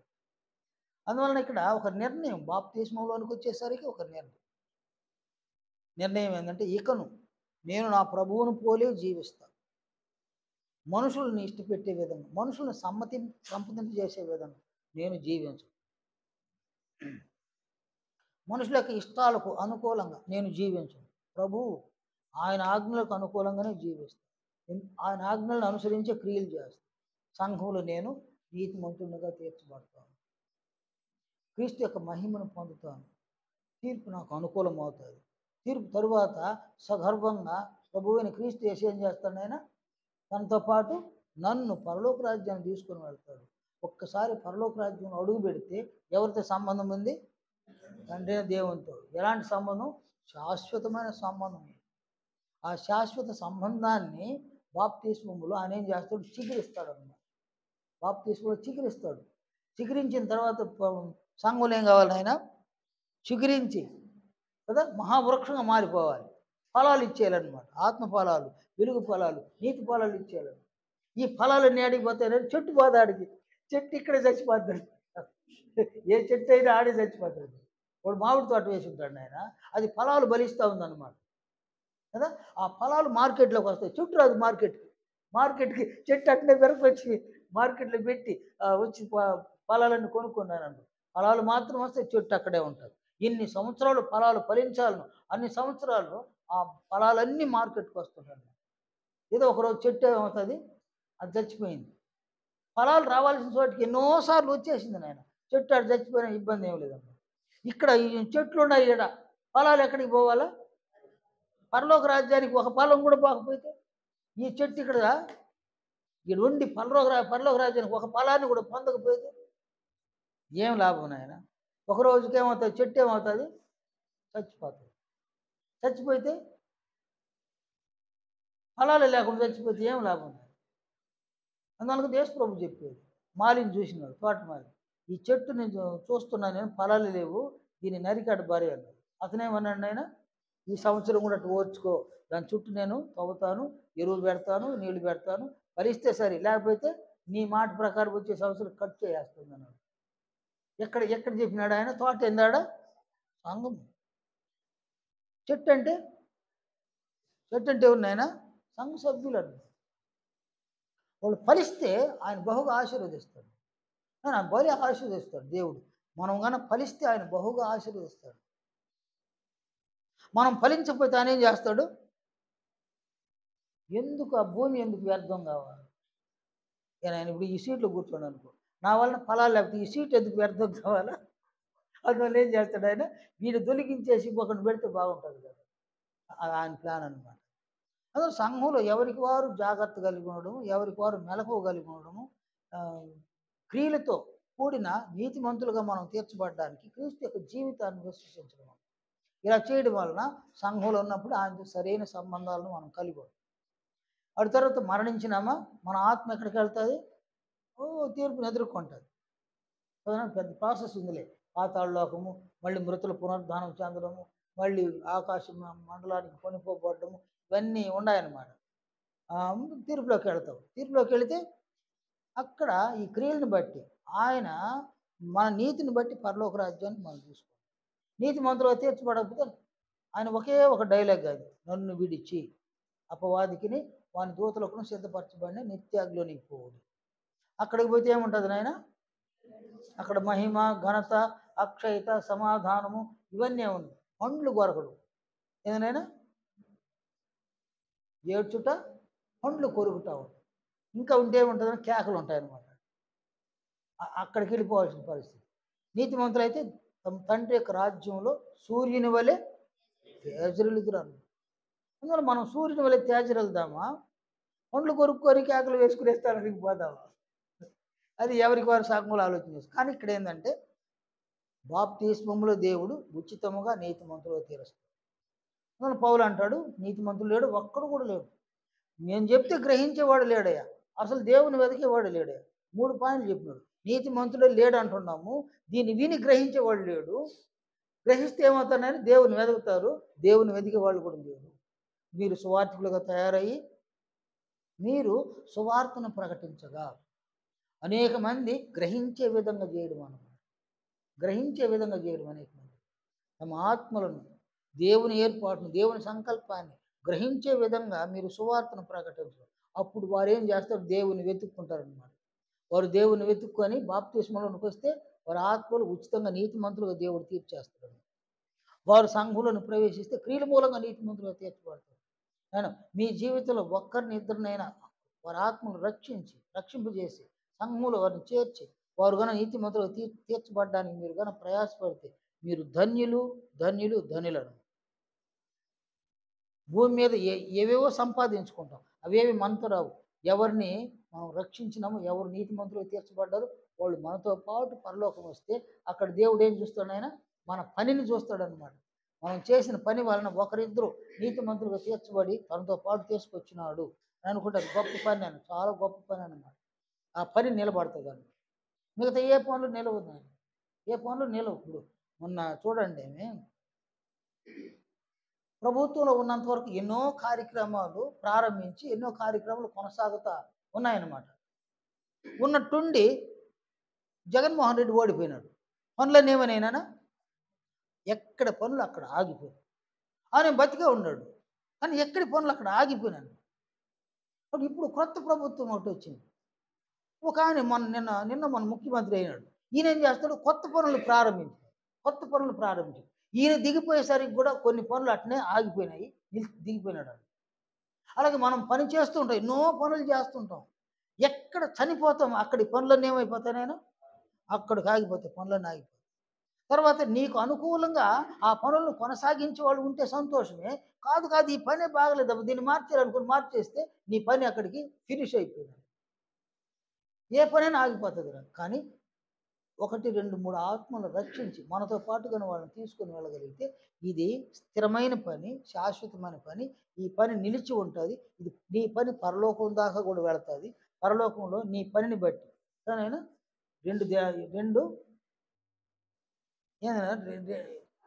ఒక ఆయన 5 తలాంతులు ఇచ్చినాడు, ఒక ఆయనకి 2 ఇచ్చినాడు, ఒక ఆయనకి 1 ఇచ్చినాడు. 2 తలాంతులు తీసుకున్నవాడు మరి 2 సంపాదించినాడు. యజమానుడు ఏం చేసినాడు? చూసి ఆనందించినాడు అన్నమాట.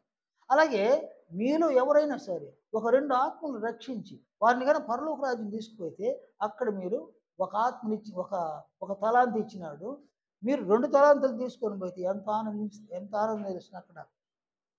అందువలన ఆయన మీరు అనేక పనులు చేస్తున్నారు, చేయండి, మంచిది. కానీ అంతిమంగా శాశ్వతంగా నిలిచే పని ఒక పని, ఈ పని సువార్తను ప్రకటించే పని.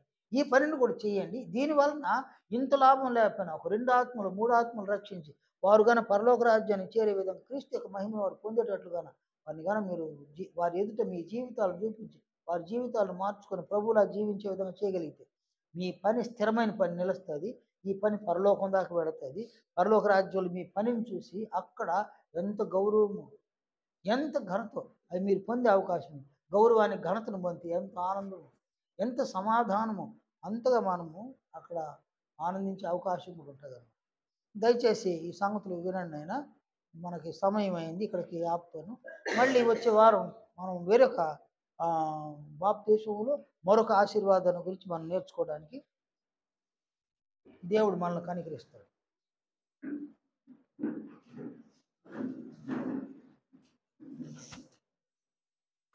ప్రార్థించుకుందాము. నీతిమంతుడు అయిన మా తండ్రి, యథార్థతను సత్యమును కలిగినటువంటి మా నాయన, గడిచిన దినములన్నింటిలోనూ మీ పిల్లలమైనటువంటి మాకు మీరు ఇచ్చిన క్షేమాన్ని బట్టి ఈ దినమున మీ సముఖములు ఇలాగున మమ్మల్ని చేర్చిన మీ కనికరాన్ని బట్టి తండ్రి మీకు స్తుతులు స్తోత్రములు చెల్లిస్తున్నాం. తండ్రి, సంఘము ద్వారా సువార్థికులుగా తయారవటం మీ చిత్తమై ఉండగా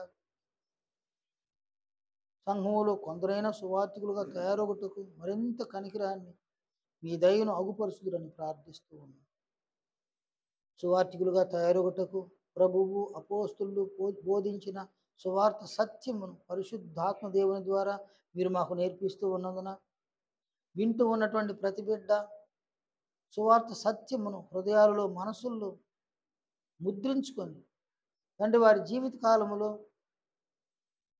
సువార్తను ప్రకటించేటువంటి ఈ పనిని చేసి శాశ్వతమైన ఈ పని ద్వారా కొన్ని ఆత్మలను రక్షించి రక్షింపబడినటువంటి ఆత్మలకు మాదిరికరంగా బిడ్డలు జీవించి ఆ ఆత్మలు ప్రభు యొక్క మహిమను పొందే విధంగా చేసి వారితో పాటు పరలోకరాజ్యానికి కొన్ని ఆత్మలు తీసుకొని వచ్చే విధముగా మీ కనికరాన్ని చూపించుదురని, ఈ శాశ్వతమైనటువంటి పనిని, శాశ్వతంగా నిలిచేటువంటి పనిని, శాశ్వత మహిమను, శాశ్వత ఘనతను కలుగు చేసేటువంటి ఈ పనిని బిడ్డలు చేయడానికి మరింత మీ కృపను, మీ సహాయమును బిడ్డలకు దయచేదురని ప్రార్థిస్తున్నాను. తండ్రి, సువార్త సత్యమును ప్రభువు అపోస్తులు ఏ స్థాయిలో ప్రకటించినారో ఆ స్థాయిలో మీరు మాకు నేర్పిస్తూ ఉన్నందున మీకు కృతజ్ఞతాస్తులను చెల్లిస్తూ ఉన్నాను.